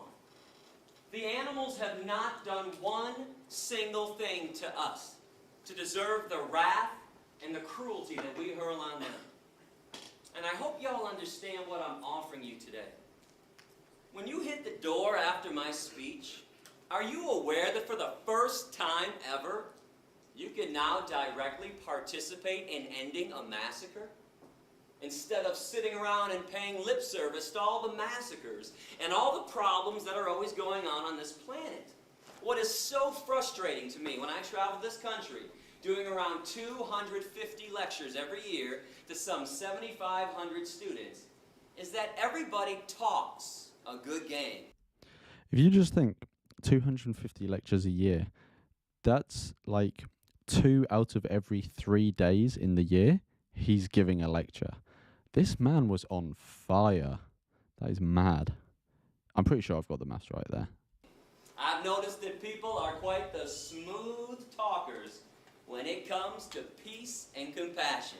I mean, people always want to tell me, never show me, just tell me how peaceful they are because of what they believe in or what makes them sad. Hey, Gary, I believe in God, and I believe in angels, and I pray all the time. And those earthquakes, the one in Chile and Haiti, oh, that was so sad. No shit, it was sad. Since when does feeling sad about an obvious tragedy or believing in something make the world a better place or make somebody a good person? That's so true. Like, so many people try to make themselves out like a good person by acting shocked about something that's an obvious tragedy. That's so funny. And listen, folks, I am not trying to dog you out when I talk like this. I think, like, someone did say this. This is a quote that someone said, and I do kind of think it's true. I think, like, a good judge of moral character is the amount of flack someone is able, like, the social cost to the form of justice that you're supporting, because, like, saying that what's a good example? Saying that, okay, let's just use like a classic one. Saying that the Holocaust in World War II was a bad thing has no social cost to it. Everyone agrees with that. Well, there's a very small, minor, tiny fringe minority that don't, but the vast majority of people recognize it as the tragedy it was. Right? There's literally no social cost to saying that was an awful thing that happened. We should not be doing that. Right? There's no social cost to that. So that doesn't make you a good person to hold that view, right? Or it doesn't show moral character. Whereas standing up against the social grain and saying, actually, there's something that a lot of people are supporting that I think is morally abhorrent. That shows moral character. And it maybe even shows, I think it maybe even shows moral character in, I would say it shows moral character even in people that I disagree with. Because I think if someone is receiving social flack for a moral belief they hold that I disagree with, but it's still against the social grain, it still shows moral character, even if I disagree with them. But it only shows moral character, I think. It only shows a good form of moral character if they're open-minded about it. If someone holds a strong belief that's outside of the mainstream ethically and it gets them social flack, but they still stand by it, it's not good if they're not open-minded about it. Because then maybe they're just trying to be an edgelord or something. Do you get what I mean? So if they're open-minded about it, because, you know, obviously if I think they're wrong and I go to them and I say, actually, I also think something that's outside of the social mainstream on this topic, but it's different from your one and I think I'm right and you're wrong. And if they're open-minded to being convinced, then I think that enhances their moral character. But yeah. So many people just say inane shit that, like, yeah, everyone agrees with that. Well done. I'm not. I'm just not a politician. I'm not a bullshit artist. Yeah, JN's just asked in the chat. It's Gary Yourofsky. If you type into YouTube the most important speech you will ever hear, this is the first one that will come up. And the version that I'm watching is the one in the thumbnail. It says life changing. I don't know how to schmooze people, as you can see. It's kind of beyond me. Hope you appreciate my honesty and my genuineness today. And I'm not a salesperson. I got no books to sell you after my lecture. No DVDs and no documentaries. No collection plate going around. I don't want your money. I don't want your email addresses, and I don't want your mailing addresses. Keep all that stuff. I am here to talk about the worst form of cruelty and violence taking place on this planet, even though most people don't seem to care about it. But when you sit back in the comfort of your living room and you start condemning atrocities elsewhere, that is pure, unadulterated lip service. That's the definition of lip service. But veganism, this is now a chance to actually walk the compassionate talk that everybody's always talking about. This is your chance to show others how truly peaceful you are. This is a chance for a personal revolution, to leave your mark on this planet by causing the least amount of harm possible. Always being vegan. Now come on, what's the argument for not causing the least amount of harm? Inconvenience? Indifference? Apathy? Selfishness? I want you to know, I don't live in Fantasyland. I'm well aware that animals are suffering and dying just because we're here on the planet with them. We build homes through their habitat. We pollute their environment, destroy their habitat. Is there a reason we have to maximize the suffering and maximize the cruelty and the death that they already endure by eating them on top of it all? You want to talk about pouring salt into somebody else's wound. 98%, and I repeat this stat, 98% of animals who are abused and killed on this planet are abused and killed by the meat, dairy, and egg industries. This is where all the harm is taking place. And in America, from birth until death, each meat eater consumes around 3,000 land animals and thousands of other marine animals. Those are USDA stats. And I seem to think a lot of people eat animals because we've all been told that humans are carnivores, we're omnivores, we're meat eaters, and we're supposed to be doing this. Are you aware that physiologically, the human body is actually 100% herbivorous? So this part, I don't really think vegans should go there, to be honest. Even for the sake of argument, let's say we're herbivorous. I don't know if, like, biologically, scientifically, that is true. Maybe it is. I haven't really bothered looking into it. But it's like, it's a controversial claim that gets in the way of the conversation. You don't need to make that claim. Like, it's just enough to say, yeah, okay, humans are omnivorous, which means we can live completely vegan, right? So why would you not? Like, it's irrelevant that humans are herbivorous or not. Okay, if humans are herbivorous, maybe it means that people who eat animal products are slowly, like, killing themselves, right? Which actually a lot of the time is true. But, like, okay, but, like, who put you in charge of other people's health? You know, their health is their, you know, as long as they have the information, their health is their concern. And maybe the people who are immediately around them. Right, like, we don't need to be going out there and showing, trying to get people to change to a herbivorous plant-based diet because we're herbivores. Like, it's enough to just say, yeah, we're omnivores, like, whatever. That means that you know, we can be vegan. So, you know, what is your argument? Plant eaters. The length of our intestines are somewhere between 7 to... And also, if it turns out that we aren't herbivorous and someone can pull up some sort of study showing, you know, that we have the qualities of an omnivore, then it just makes us look like snake oil salesmen, and it takes away from our credibility when we literally didn't need to dig that hole for ourselves. 13 times the length of our torso, our trunk. That's the same length of all herbivore animal intestines on this planet. They're very long. But the length of the intestines on real meat eaters, hyenas, coyotes, bears, tigers, and lions, only 3 to 6 times the length of their torso.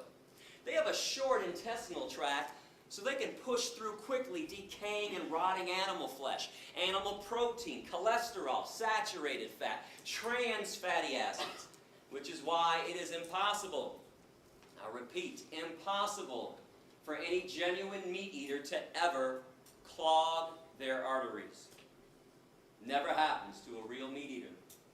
What's the number one killer of humans who choose to eat meat, cheese, milk, and eggs? Heart disease from clogged arteries, atherosclerosis. Humans and other herbivores, we sweat through our pores to cool ourselves. We don't pant like dogs and cats and lions to cool ourselves down. No claws on the human hand. Claws are a trademark of the carnivore and the omnivore. We have carbohydrate digestive enzymes in our saliva. Only herbivores possess that, meaning we're supposed to be eating tons of carbohydrates like fruits and vegetables. Our teeth, broad, short, blunt, flat, just like the teeth of other herbivores. And before somebody blurts out, "Hey Gary, what about these canines, dog?" Most of the herbivores have canines, incisors, and molars. It would not be possible for us to be eating hard fruit like apples without those teeth. Our lower jaw goes from side to side in a grinding, chewing motion like this. We grind and chew when we eat. If you grind and chew when you eat like you all do, you are an herbivore. The jaws of carnivores and omnivores can only go up and down, vertically, rip and swallow. There's no chewing, grinding, side-to-side action. And I'm a fair guy. I mean, if somebody out there truly believes that humans are meat eaters, I'll give you 2 challenges to prove me wrong after class, and please do so if you want. I want you to go outside and locate a squirrel on campus. And when you spot that squirrel, put that carnivore speed into effect that everybody has and chase that squirrel down, pounce on him, and catch him in your mouth.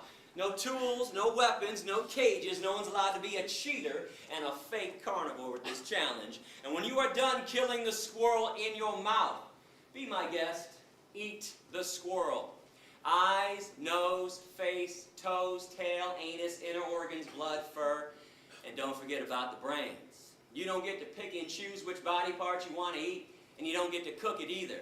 If people want to be real meat eaters, I'd love to see people eat raw flesh from the bone, down to the bone with nothing left but the bones, day after day after day. And challenge number 2, find a 2-year-old child. Place the child in a crib. So that you know how I was talking earlier about bringing up children. This is the bit where I don't think it's that good an argument, but let's see what he has to say first. In the crib, put 2 things: a live bunny rabbit and an apple. If the child eats the bunny rabbit and plays with the apple, send me an email, would you? Let me know, because I'm going to come back and buy everyone in this room a brand new car if that happens. Benzes and Beamers, leather interior too. In fact, next time I'm at Georgia Tech, if that happens, I will eat a steak sandwich in front of everybody, chase it down with a chili dog with extra cheese, a bucket of ice cream, and a bag of beef jerky too. And I'll take the jerky and I'll dip it in the ice cream and eat it like that. Now I would not hold my breath on these promises, not that I won't fulfill them, I'm a man of my word, but those things cannot and will not be happening because humans also possess 0 carnivorous instincts. Yeah, so the reason I think this is a bad argument is because, one, like, the kid might pick, if they could, they might pick up the bunny rabbit and put them in their mouths. Like, kids put all sorts of shit in their mouths, especially when they're teething. Not that they'd be trying to eat them, but they would put them in their mouth. So I don't think that's necessary. But also, even if they wouldn't put the bunny in their mouths, like, we should not be, like, using infants as moral litmus tests, if you get what I mean. Like, we shouldn't be basing, we shouldn't be thinking, should I do this behavior? Does a child do it? No, they don't. Okay, I won't do it then. Like, that's a bad argument. It's like appealing to animals, basically. It's like, oh, well, animals do it, so why can't I? You know, do you get what I mean? 0 omnivorous instincts when we're born. But I will say it's, you know, it's useful imagery that you can give people. But just if you look behind the imagery at the actual like argument that's behind it, it's not that good. Born young and growing up, we're all born vegan. We just acquire a taste for meat, cheese, milk, and eggs after they're forced down our throats during childhood. Now, all I'm asking you to do is something normal and natural anyways. Eat what comes from the earth. Every vitamin, mineral, and nutrient that exists, protein, calcium, iron, potassium, all the B vitamins, they have an original source, and it ain't the animals. You are aware that people eat animals after the animals have already eaten from the earth. People eat cows after the cows eat up the grass, some of the soil. Then we ship them to a feedlot, feed them most of our corn, wheat, oats, and soy. Then we take more of the corn, wheat, oats, and soy, shove it down the throats of pigs and chickens and turkeys. Stop filtering your nutrients through somebody else's body. It's illogical and irrational. Go to those sources directly: fruits, vegetables, nuts, seeds, grains, legumes. These things cannot harm you, cannot cause a disease, and more importantly, they harm no one else in the process. But when we consume what walks, what flies, and what swims, that is abnormal. Where does everybody think diseases come from? Broccoli? Asparagus? Kale? You saw it here first, Gary Yourofsky predicting the, I won't say it because YouTube will get upset, but what we've been going through the past 2 years that has been going all around the world, and you can't see it with your eyes, and it's a disease. Collard greens, blueberries, raspberries, strawberries, peaches, nectarines, grapes, bananas, avocados, onions, tomatoes, cucumbers, spinach. And in case anyone's wondering about those pesky little E. coli salmonella contaminations a couple times a year with the vegetables, let's keep in mind the one and only source of E. coli and salmonella: shit. Human shit or animal shit. Spinach doesn't shit. Broccoli doesn't shit. Peanuts don't shit. Let's stop blaming the plant products when there's an E. coli salmonella contamination. That's the fault of a meat-eating society. Why? Well, meat eaters want billions of land animals to eat, so we have to mass produce billions of land animals. Keep in mind, this has nothing to do with God, nothing to do with evolution anymore. This is a business. This is Smithfield, ConAgra, Purdue, Tyson, McDonald's, Burger King, Wendy's, KFC. That's why we have animal agriculture classes in college. So when we mass produce billions of land animals, they have trillions of tons of manure. That stuff gets in the waterways, and then there's runoff onto the crops, or they're putting feces-contaminated water directly onto the crops. But all of our main diseases, heart attacks, and strokes. Most of the cancers: prostate cancer, colon cancer, breast cancer, pancreatic cancer, ovarian cancer, kidney disease, diabetes, osteoporosis, high blood pressure, obesity, asthma. 4 main factors that cause them. Now, I know about other factors. I'm not saying that you can't get sick elsewhere. Of course you can. Smoking, drinking, stress, chemicals in the environment, high fructose corn syrup, Twinkies.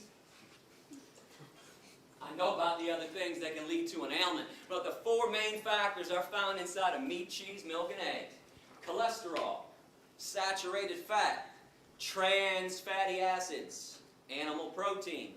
And I repeat that last one that nobody wants to hear about: animal protein. But when you go vegan, did you know that you eliminate cholesterol entirely from your diet? You can only get cholesterol from meat, cheese, milk, and eggs.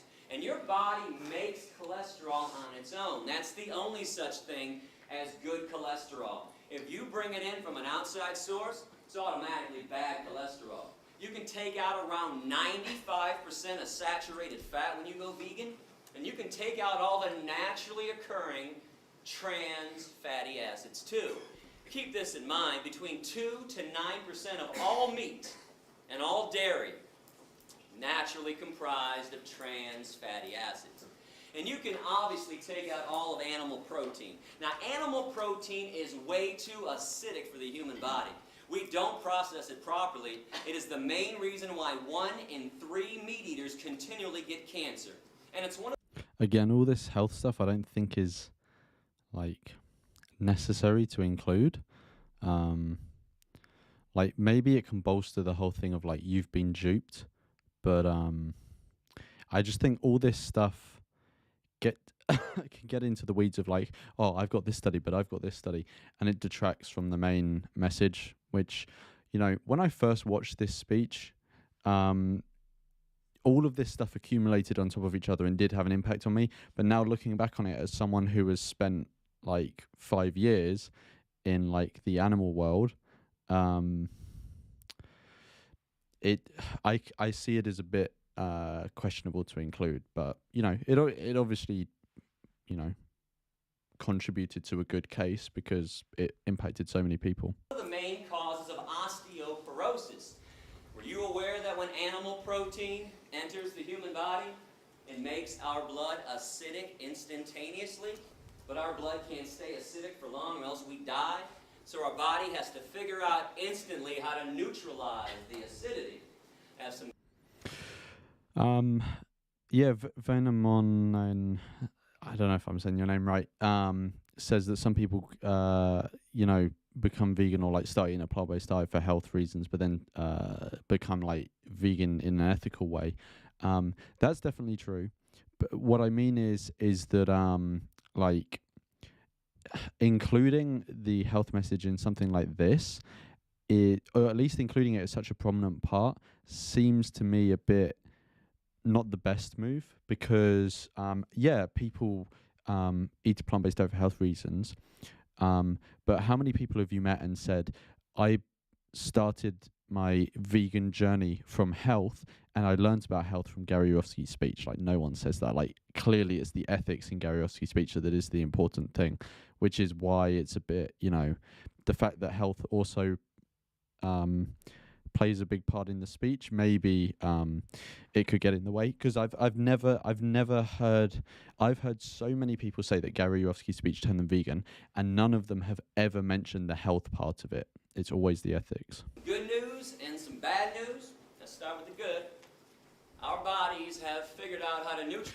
Marsilio makes a good point though, including it a bit to sort of preemptively better way the health rebuttals that people are going to make. That is a good point. So maybe it is good to include some of it then. But like I wouldn't go too in depth personally if I was doing the talk. But hey, like he's clearly done better than me. So Neutralize the acidity. Bad news.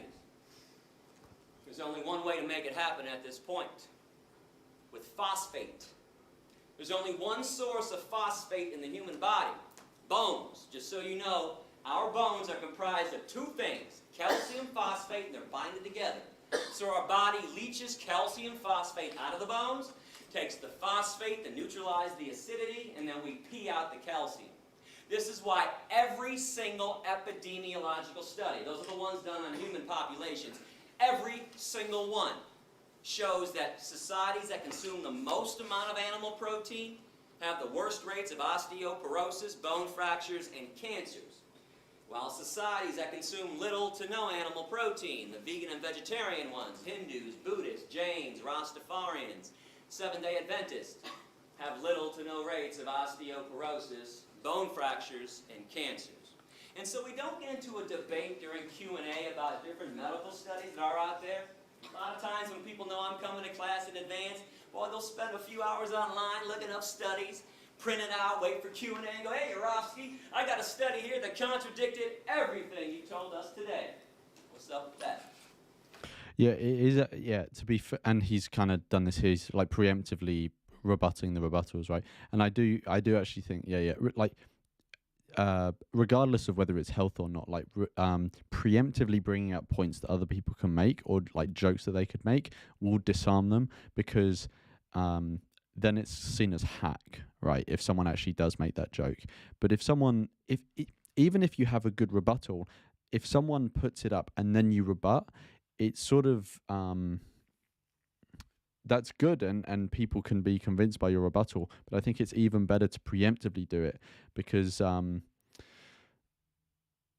then one, you're still getting the information out there, but also you don't have the potential of some people launching a criticism at you, and even if you provide a good rebuttal to that criticism, some idiot in the in the audience still thinking that the criticism is valid, if you get what I mean. Well, here's what's up with that. You don't need a medical study to show you what people are dying of. But for the record, every study you can produce showing that humans need meat, cheese, milk, and eggs, I'll produce too. 2-to-1 ratio, showing that meat, cheese, milk, and eggs are responsible for every major disease. But we all know medical studies can be manipulated either way. So even though I got a heavy 2-to-1 edge on this, I say toss them all out, because you don't need them. All you have to do is pay attention to this meat, cheese, milk, egg-eating society that we all live in. So how many of your family members and your friends' family members have a disease already or have died already from a disease? Because I can't be the only one affected by this. My grandfather died from a heart attack. My grandma died from a stroke. My Uncle Jack died from a heart attack. And last October, on the 15th, I got a call around midnight that my father had just died from a heart attack. My mom, she's got asthma. Hey, Nubel MLG, apparently is a random viewer. Welcome. Stepdad's got heart disease so badly he takes 7 pills for breakfast. My best friend Darren. Oh, nice. You're saying that Noob MLG is saying that this speech turned them vegan. Yeah, it's been like very influential. We've been talking about it earlier. It's probably one of the most influential and turned the most people vegan out of any sort of video. 4 of his aunts and uncles have died from diabetes. His ex-girlfriend Rita has breast cancer at 40 and she's dying. Just found out a few months ago that his current girlfriend Dion has ovarian cancer. And yesterday my girlfriend just found out that her father has prostate cancer. What's the one thing we all have in common with each other besides the air we breathe and the water we drink? Meat, cheese, milk, and eggs. Animal products all day long. And I know you can blame some of the cancers on environmental pollution. There's no doubt about that. But how are you going to blame heart attacks and strokes on environmental pollution? And diabetes, osteoporosis, obesity. Here, I'm going to break this down for you in a couple different ways today. I'll show you what's killing people. And I'm going to show you who's lying to you too. Flat out, bold-faced lies. Let's come to an agreement on the dairy industry. And let me know if I'm being unfair with this. I want to know. According to the dairy industry itself, the main reason they exist is so you can get calcium. Fair? Is that not their entire claim? Eat some cheese, drink some cow's milk, strong bones, strong body. Milk does a body good. Got milk?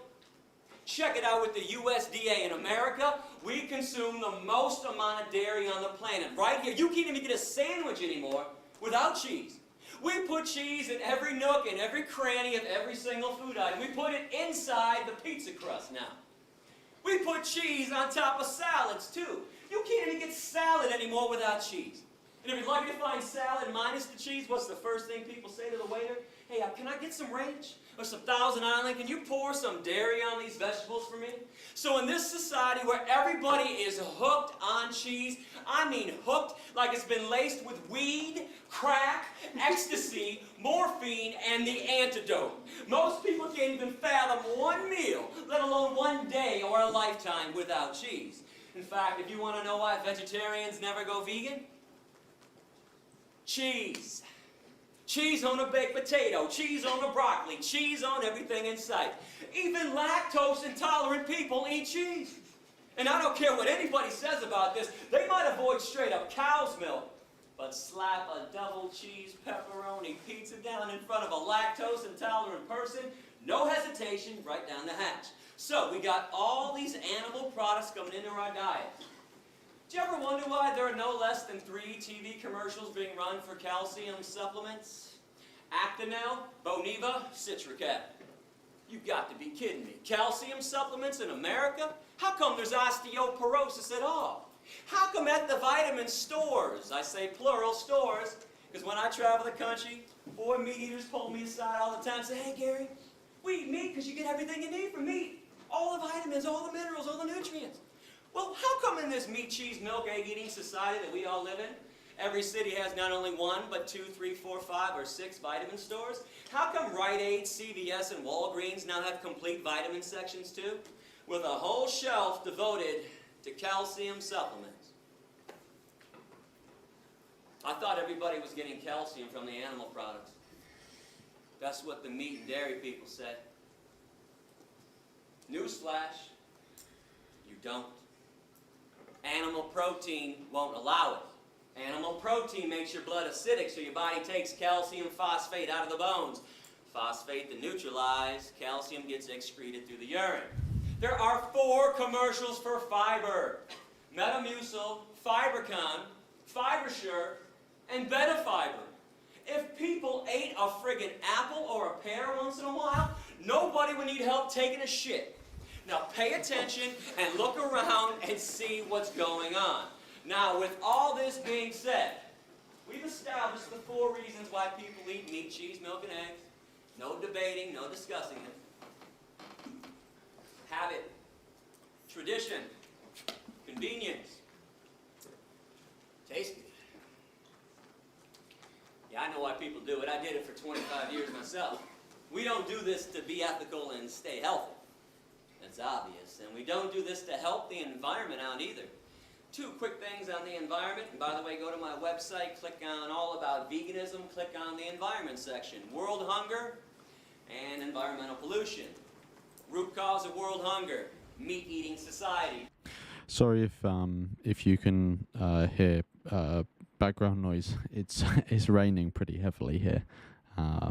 It's gotten into the season, like autumn, and it's like raining loads recently.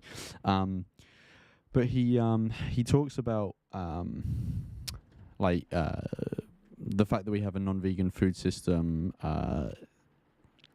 What do you call it? What's the word? Exacerbates world hunger. And if you've ever seen, there's another really famous animal rights speech, which is a lot shorter, by Philip Wallen, where one of the quotes he says, every piece of meat eaten or something like that slaps the tear-stained face of a starving child or something like that. And that's a really good speech as well. People should check out. That's a lot shorter. 65% of the world's grains are set aside every year to feed 53 billion land animals that are killed every year on this planet, and tens of billions of marine animals. We got fish farms nowadays. Instead of using those crops for 6.5 billion people. Do the math on this. You don't have to be Einstein to figure this equation out. And again, environmental pollution, air pollution, water pollution, deforestation, greenhouse gas emissions. Number 1 cause is animal agriculture. Now, I want to get back to taste good, though, because I think meat tastes great. It might shock you to hear me say that, but if you're doing some kind of extra credit essay on my speech, you want to quote me right now. I love the way meat tastes. Love it. Cheese, love it. Cow's milk and eggs, love it. Guilty as charged. I did not stop eating this stuff because of a taste issue. I stopped for ethics, morality, decency, compassion to the animals that I share this planet with. But here's the coolest thing about being vegan in this day and age. It's never been... I think it kind of annoys me that he included compassion at the end there, because like morality, ethics, decency are all really strong stuff, but compassion, it's a strong thing as well, but compassion is like, it's not, if you walk down the street and don't kick a dog, that's not compassionate. That's just basic decency, basic morality. So using the word compassion kind of, it somewhat suggests that vegans are going like a bit above and beyond, you know, what they need to, but they're not. They're just adhering to the moral baseline. They're just adhering to basic morality, basic decency. And I think adding compassion on there, like he didn't need to. He'd already listed 3 things, and adding compassion, maybe I'm just nitpicking, but it just, I don't know. For me, it detracted it a bit. Easier. You can have the same smell, taste, and texture of meat, cheese, and milk without it. Nobody has to suffer and die for your dinner anymore, including you. They make all the products you like to eat in a vegan version. They make it from soy and wheat and rice and hemp. I want to show you some of the products that are out there, and I'm not receiving compensation from these companies. These are my selections of best tasting mock meat. I'm going to put them up on the screen so we can all see it clearly. I might skip this section just because like we don't need to see these outdated products. Products suck. I'm showing you the best of the best. And when I say some of our products suck, don't act like there aren't shitty Chinese restaurants, nasty pizza places, and disgusting hamburger joints, okay? It works both ways. If it's made great, no matter what it is, it tastes great. If not, it's gonna stink. Light Life also has... Okay, he's still doing it.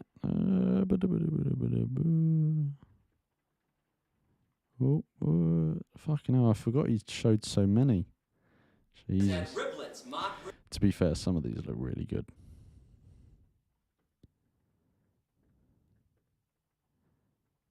Shitting hell. How many has he done? Pizza. Remember, there's soy milk and rice milk, almond milk, hemp milk. This is mad. And this speech is from, what, 8 years ago? So this is when there was a pretty limited supply, relatively limited supply. Like now, at least, like definitely in America and the UK as well, the number of products is way more. Milk, coconut milk, oat milk, hazelnut milk, 7 vegan milks on the market. There's soy ice cream, rice ice cream, almond ice cream, and coconut milk ice cream and ice cream bars by So Delicious. And let me just say this, you have never in your life had ice cream till you've had the coconut milk ice cream by So Delicious. If you go to my website and click on Veg Shopping Guide, I have taste tested everything for you in advance. Check out the brand names I recommend. I can assure you I eat nothing nasty. And what about ethnic food, Indian food, Middle Eastern food, Mexican food, plenty of veggie options there. Italian food, pasta and spaghetti, and real pasta, real spaghetti. Bit of a sidetrack, but talking of Italian food, so I was in Italy last year and I had so many pizzas. Like Italian food is like vegan Italian food is so good because a lot of it is just like tomato based and it's not it doesn't like make you lethargic after eating because like I was eating pizzas, there was not vegan cheese. Like maybe I could have found some with vegan cheese, but like I think pizza is better without cheese, just full stop. Because I can think back to when I wasn't vegan and I used to have pizza with cheese on, like I never ever asked for the cheese to be taken off because I don't think I'd ever had a pizza without cheese on it. It's just the default that there's cheese on your pizza, and I never questioned it because I wasn't vegan. But now that I'm vegan, and yeah, sometimes I have pizzas with vegan cheese on, but often places just don't have vegan cheese, especially when you're abroad. So I just have I think it's called a marinara base, just a tomato base, and it just feels a lot cleaner. You know, it feels less heavy, and actually, in terms of taste, often the cheese will overpower a lot of the pizza. So when you have just the tomato base, the flavor of the toppings actually gets brought out. This is completely irrelevant to this talk, but I just thought I needed to share that. Spaghetti, just like bread, never requires animal products. Now, unfortunately, we've defiled these products, so you always have to ask or check out the ingredient list. But every Italian joint has at least 1, if not 2 or 3 of the genuine noodles, which are always vegan. And when it comes to the best bread around, Whole Foods or Panera Bread, Bruegger's Bagels, Einstein Bagels, 90% of those breads and bagels are always vegan. Asian food, Japanese food, Chinese food, Thai food, Korean food, Vietnamese food. All you have to do is substitute tofu for the meat in any of their dishes. Tell them to make it without fish sauce, and you have a vegan meal. And soul food can be veganized as well. In fact, you guys are pretty lucky to be in Atlanta. You have 2 soul food restaurants owned by the same company, Soul Vegetarian, 10 minutes from campus. Vegan mac and cheese, collard greens, yams. They have something called a kale bone sandwich, which is a fake roast beef sandwich with cheese dripping off of it too. You gotta check out Soul Vegetarian. And don't think I don't watch your faces when I'm up here.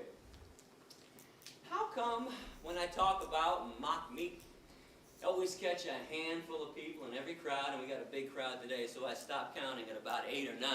How come there's always a handful of people that wrinkle up their noses, make big wide eyes, and start glancing at the people next to them across the aisle like, soy chicken, is this guy crazy? Soy bacon, he must be out of his mind. How come this stuff that is made of soy, wheat, vegetables, grains, and spices, no chemicals, contrary to the lies being spread about these products by the meat and dairy industries, how come this stuff is considered gross to most people, but meat's got 5 components. Let me break it down for you. Blood, flesh, veins, muscles, and tendons. The cut-up corpse of a dismembered body. How does meat not qualify as gross and disgusting to everybody? How in the world is a beverage, a liquid that... Yeah, talking about like meat being disgusting, like definitely now I've gotten to the point where even if like lab grown meat became a thing, which it will at some point, like hopefully very soon, like even when lab grown meat becomes a thing, I highly doubt that I'd eat it, because just I wouldn't have any, if it's made in a vegan way, I wouldn't have any ethical opposition to it, but I'm just so like used to not eating meat anymore, and I associate it so much with being a dead body that like it kind of grims me out on like a visceral level. Oozes out of the udders of cows, a secretion that drips from the mammary glands of another being that's loaded with pus, by the way. Oh yeah, let me tell you about the pus in your cow milk. It'd be my pleasure when you hook machines up to the udders of cows 3 times a day to suck them dry. Those machines cause massive amounts of infections on the inside and outside of the udder. Now let's add all the bovine growth hormone they put in cows to make sure they produce huge quantities of milk, which always leads... Taryn's talking about 7-Eleven. No, we don't have it in the UK. But what do you mean by simulated chicken? Do you just mean like a vegan version, or what's simulated? To another infection, the machine doesn't know what not to suck out. Pus, mucus, and infections right in with your milk, and yeah, milk is pasteurized. But when did pasteurization become a removal process? It's a sanitation process. You're only sanitizing pus. And you want to look this up online, well, you don't think the dairy industry would ever use the word pus when they write about this problem in their own trade journals. Yeah, they're going to deceive you again with this. Look up the scientific term for pus. Somatic. I don't. Tarek's saying it may be lab-grown chicken flesh, but I don't think it would be lab-grown chicken flesh because, like, yeah, that's available to buy now, but it's made at such low capacity that it's really expensive. So I don't think it would be cheaper than the non-vegan version. So I don't think it'd be lab-grown chicken. Cell count. And by the way, our government, the USDA, they allow the dairy industry to have a maximum amount of 1 eyedropper full of pus in every glass of milk. Drink up. Oh, and by the way, while you're looking up that lie from the dairy industry and all the other ones, you might want to look up casomorphins. I got it up on both sides of the board. Remember that part in the speech earlier when I talked about people being hooked on cheese like it was laced with weed? Yeah, this whole bit, I think he should have ditched this bit as well, like about the casomorphins, like, yeah, I don't know. Crack and morphine. Mother cows before birth produce a substance in their milk to make sure that the calf stays close. Actually, human women do this too. It's not morphine, but in cows, it is a version of morphine, casomorphins. That's why people are so hooked on cheese. Gotta have their daily fix of morphine. Does anybody know what an egg actually is from a hen? And don't say embryo or aborted fetus, not even close. It's unfertilized, so it can't be either. Hen is a female, though. Unfertilized egg through a female system. It's part of her menstruation cycle. It's a hen's period. People scramble up hen periods in the morning, and all of a sudden I'm weird because I don't make omelets anymore. And what about vomit? Oh, we're going to take those blinders off today. Come on, you guys love vomit. You adore it all over your food. Gotta give this one a pretty name now.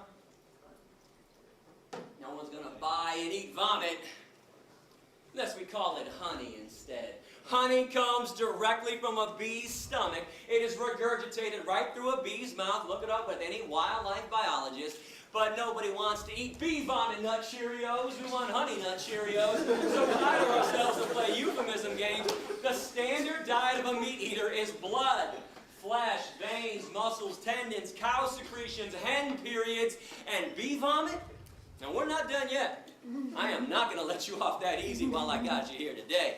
You know, we top this all off, in my opinion, because every November, during that certain holiday people love so much, people take a dead turkey, open up the dead turkey's ass, or carve out a really big hole in their ass, take some stuffing and shove it inside their dead empty ass, and use the little dead ass as an oven to bake some bread.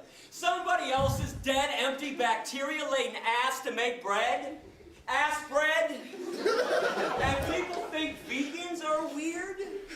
Yeah, like comedy and humor is a really important part of like communicating with people, because getting someone to laugh at themselves, which he's doing here, because most of the people in the audience will take part in this stuff. He's getting them to laugh at something they do. It one, it makes them like him more because they're laughing at, he's causing them to laugh. But also it can make them more relaxed and more open to the serious points that he's saying. And some people say like, with like veganism and also antinatalism, like, you shouldn't bring humor into it because it's a serious subject. I personally, I don't think that serious subjects should not be like the subject of humor.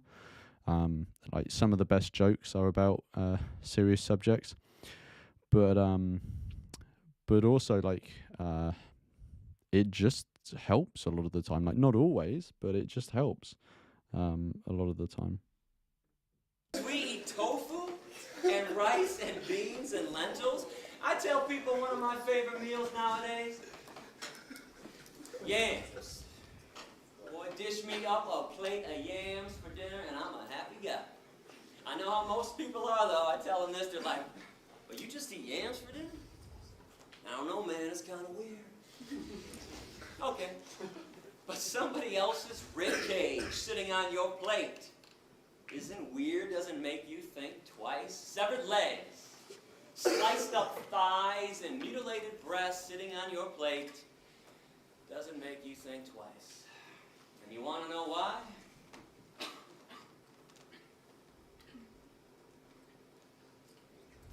Those blinders are on nice and tightly, aren't they?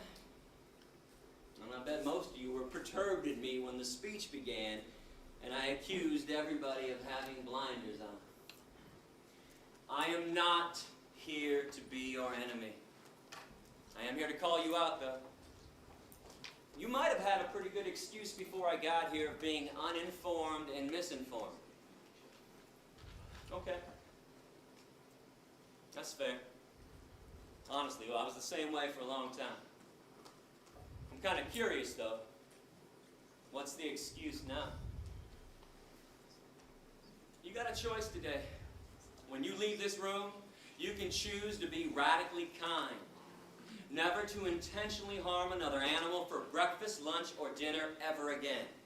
And these creatures have never harmed you, violated you, or taken advantage of you in any way, shape, or form. The least you can do is return the favor. Or you can stay radically cruel. Keep the status quo as is. Make sure animals have no freedom. Make sure they never experience one drop of human kindness. Make sure their babies are stolen from them. Make sure their beaks are sliced off, their horns are cut off, and their testicles ripped out. Make sure there's a knife in their throat every second of every day for eternity. I really hope you'll make the right choice. I want to wrap this speech up so we can do our Q&A session. Give me about 6 more minutes to say something on the dairy industry. Yeah, I think what he just said there is really important. Like, to explain in simple terms what not being vegan in means, because it does mean like what you're basically doing is is going out of your way and purposefully making sure that every day innocent beings who have never done anything to you, never done anything to anyone, are being stabbed in the throat, being castrated, being beaten over the head, you know, being electrocuted, like all of this shit. As it pertains directly to cows. We talked about the pus in cow milk, which is gross. We talked about the unhealthiness of consuming dairy products, but we have yet to focus on what the cows are going through. Keep in mind, veganism isn't about your health. That would be selfish. I'm trying to get people to be unselfish for a change, to be altruistic, do something kind for somebody else, and when you do that, don't expect something in return. But when it comes to cruelty, I think there's more cruelty in a glass of milk than a steak. And I want to make my case visually and verbally. You're only the 11th class to see what I'm about to show, because this just went down a few months ago in Plain City, Ohio, at a mom-pa dairy farm. Okay, I'm just skipping the graphic bit again. So yeah, I forgot to say, like, don't look if you don't want to see the snapshot, the screenshots. Cool, and it's over. This is not an isolated incident. Don't for 1 minute think that this is an isolated incident. This is how slaves are treated. You don't really think that slaves get treated nicely, do you? You really think white people were nice when they shipped black people over here on ships? You don't think Nazis were nice when they walked Jews and gypsies into the gas chambers, do you?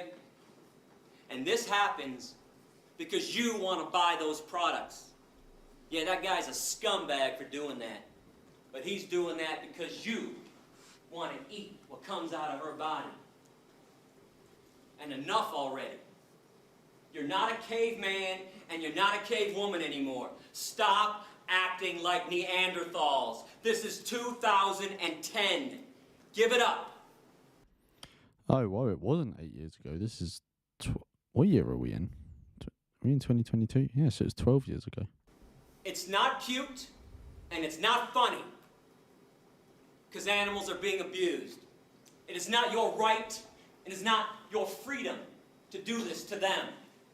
You don't get to have freedom when somebody else doesn't. That's a violation. And if you wonder why vegans get so upset sometimes, like I am right now, you just saw some of it. Every time we show up at a farm, somebody's punching, kicking, and stabbing somebody. And something else that I'm curious about, how come when I show videos like this of people punching and kicking animals, people are more upset with that than when they shove a knife in their throat? So even if you find a farm where they're not punching and kicking, when they shove a knife in their throat or put a bullet between their eyes, how is that not cruelty? Did you know that 90% of hamburger meat in America comes from the dairy industry? When cows no longer give huge amounts of milk after 3 to 7 years, slaughterhouse, no exceptions. If ever given a chance, cows can live to be 18 to 25. And cows are like all female mammals.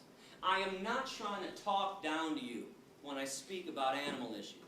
It's just that people don't think that animals go through the same things, the same emotions that you go through, that we all go through.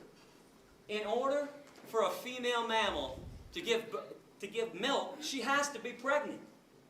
Every year, every cow on every dairy farm is raped. A long steel device shoved in their vaginas to inject them with bull semen, or sometimes they use a bare hand. This forces the milk flow. And after she gives birth, babies are stolen. And let me tell you something, the worst scream I have ever heard, and I've heard them all firsthand, when I started finding out about this stuff, a little over 15 years ago, I was like everybody else. I didn't believe it was that bad. I thought everybody was exaggerating. But unlike everybody else who just blows it aside, brushes it off, I actually went to see what was going on. I spent 6 weeks at Thornapple Valley Pig Slaughterhouse in Detroit in 1993. I broke into animal research laboratories. I broke into fur farms. I went behind the scenes of every circus and every rodeo that ever came through Michigan. Worst scream I've ever heard. A mother cow on a dairy farm. As she screams and bellows her lungs out day after day for her stolen baby to be given back to her. Yeah, the first farm I ever went on to do activism once I become vegan was a dairy farm. And I can only imagine the same scream every woman in this room would make if somebody held you down after birth and stole your newborn baby from you. And why did they take babies away from their mom? Well, the dairy industry can't have little babies sucking up all that milk that was meant for them when they'd rather sell it to you instead. Every time you have a glass of cow milk, some calf is not. And mother cows make milk for one reason anyways. During Q&A we're about to have, you can ask me whatever you want. I'm no politician. Bring up anything. If you went online before I got here, saw my radical essays that got me kicked out of countries, bring them up. There is one question I will not entertain, though. You cannot ask me why cows make milk, thus if it's good for us. Shouldn't we be feeding it to our kids, Gary? Shouldn't we be having it? Nature took care of this one at the beginning of time. Cows make milk for their babies and for their babies alone. Case is closed forever, permanently. No debate, no discussion. They don't make milk for baby elephants, baby orangutans, baby hedgehogs, baby rabbits, baby rats, baby humans, adolescent humans, or adult humans. This body of ours has absolutely no need for cow milk, like it has absolutely no need for giraffe milk. And zebra milk and rhinoceros milk, hippopotamus milk, camel milk, deer milk, antelope milk, horse milk, pig milk, dog milk, or cat milk. The only milk that we ever need is our own mother's breast milk when we're born. That's it. And when we're done weaning, we never need one drop of milk ever again. No species on this planet needs milk after they're done weaning. But if you want to include some kind of milk in your diet like I do, let me reiterate the good news. Soy milk, rice milk, almond milk, hemp milk, coconut milk, oat milk, hazelnut milk. I promise you will like one of those 7 vegan milks. Remember, when you go veg, you don't give up anything. You got the vegan version of stuff, or eat things that are truly natural, like fruits, and vegetables, beans, and lentils, and seeds. I want to thank everybody for listening with an open mind. So that is it. That is Gary Yourofsky's speech for anyone that hasn't seen that before. I don't know if there's anyone here that wouldn't have seen it before, but if there is anyone here that hasn't seen that before, then let yourself be known so that we can shame you. No, I'm joking.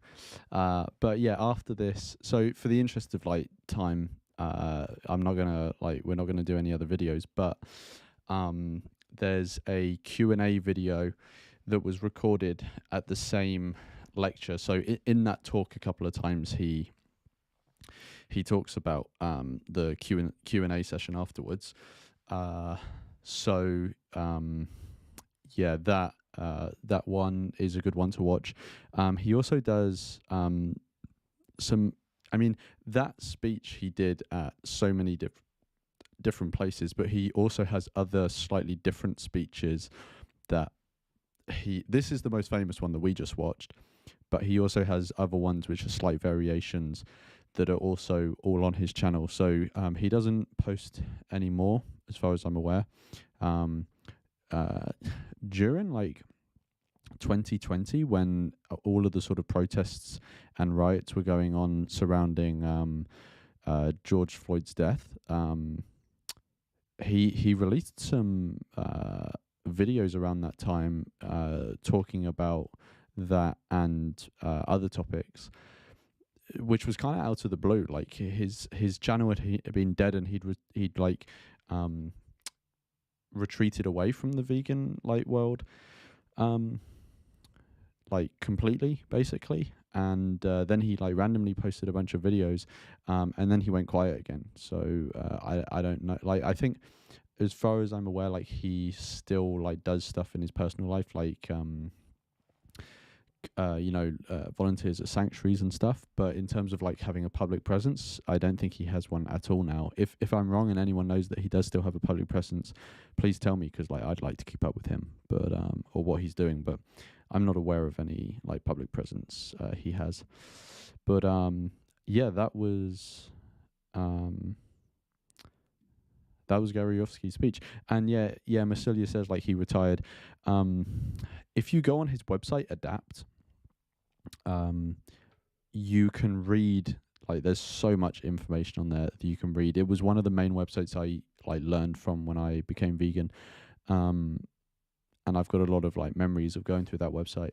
But yeah, on there he has some a bunch of essays that he's done, and one of the essays he did was about why he's stepping back from doing activism. And from memory, I believe it was because he was just so tired of vegan infighting. Like he had so many people criticizing him from within vegan circles, like people who were supposed to be working with him, and we were supposed to be working together. People launching what we would now call like cancellation campaigns against him and stuff. And I think he just got tired from it, and he was like, you know what, like I've spent so much time and energy and effort like trying to educate non-vegans, but it's vegans that are tiring me out, and like I'm done, I'm tapping out, which is really sad. Like, like to be honest, sometimes vegans can be such dickheads, but I guess like vegans are humans like everyone else, so everyone can be a dickhead sometimes. Like we just need to work together, even though like we have different views on different things. Yeah, Tarek saying can't believe that speech is over 12 years old. Yeah, I know. It's mad. So what was I doing in 2010? I would have just finished primary school, which I don't know what you call that in America or other schools, but like I would have been just going into secondary school, which is high school. So yeah, so because I'm 25 now, so I would have been, that's 12 years ago. So I would have been oh no, if I would have been 13. Okay, so I would have already been in high school then, like secondary school. Yeah. Anyway, so that was Gary Yoffsky's speech, and that was the main thing we were going to do this stream. Before we end, a couple things to say. So recently I've been recording and still have to record a bunch of conversations I'm having with different people. I uploaded one 2 days ago or so on Sunday with Benedict Hines the Vegan. If you've seen that, let me know what you think in the chat before the stream ends. Yeah, that was a really good conversation. That was nice to get to know him a bit better and talk to him, because yeah, he's seems like one of the most active anti-natalist content creators on YouTube at the moment. So yeah, it was good to talk to him. He's a really nice guy. So go check that out. That's my most recent video apart from this stream. And then I won't share all of the conversations I've done, but like I've got like 4 or 5 more to come out with different people on very different topics, a complete range of topics, all to do with antinatalism, but very different topics. But one that I will share is coming out on Thursday, which is already recorded, and it's about wait, should I say what it's about or who it's with first? Because you won't necessarily guess what it's about if I share who it's with, and you won't necessarily get who it's with if I say what it's about. Tarek is saying he thinks infighting is unavoidable. 100%. It is unavoidable, but if we nurture a culture in our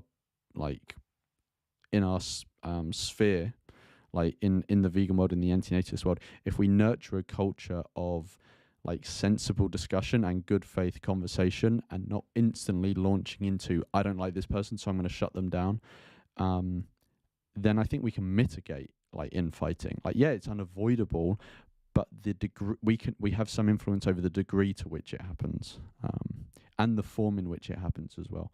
And Tarek says he brings up antinatalism all the time inside his vegan circle. It's a firebrand topic, but I don't think I will stay quiet on that. Yeah. I wouldn't necessarily say, would that be infighting? Maybe it would be. I'd have to think about that more. But okay, well here is one. Again, I won't say who it is with, but one of the conversations I got coming up is actually about should antinatalists talk about antinatalism in vegan spaces. That's one of the conversations I got coming up. I won't share who it's with, not because I don't want to, just because I don't want to give everything away. But that's a really interesting one that I'm looking forward to. But yeah, the one that's coming out on Thursday, I will share who it's with, not what it's about. Okay, actually, I'll share both. It's with Danny Shine. If anyone knows Danny Shine, I've met him a couple times now because he's also in London like me. Really nice guy. It's quite like a personality in all his videos and stuff. He's social experimentalist on YouTube, but like really nice guy. Really interesting guy as well.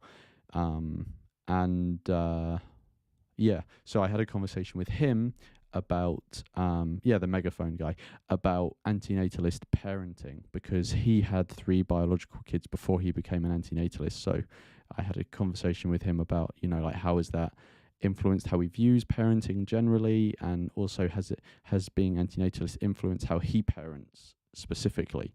So that was a really interesting conversation. It was really nice to talk to him. He's a great guy. And that is coming out on Thursday. And I think that is basically it for what I'm going to share for what's coming up. But there's like loads more coming up. Other conversations I got with other people on completely different topics, all to do with antinatalism, but completely different topics. Really looking forward to sharing those. But anyway, I think that is everything for now. So thanks everyone for joining. That's been a great stream. And we hit 20 likes. So we've got 20 likes on the video, which is great. And thanks for watching. And I will see everyone in the next video or stream. Thanks everyone for watching, and see you later.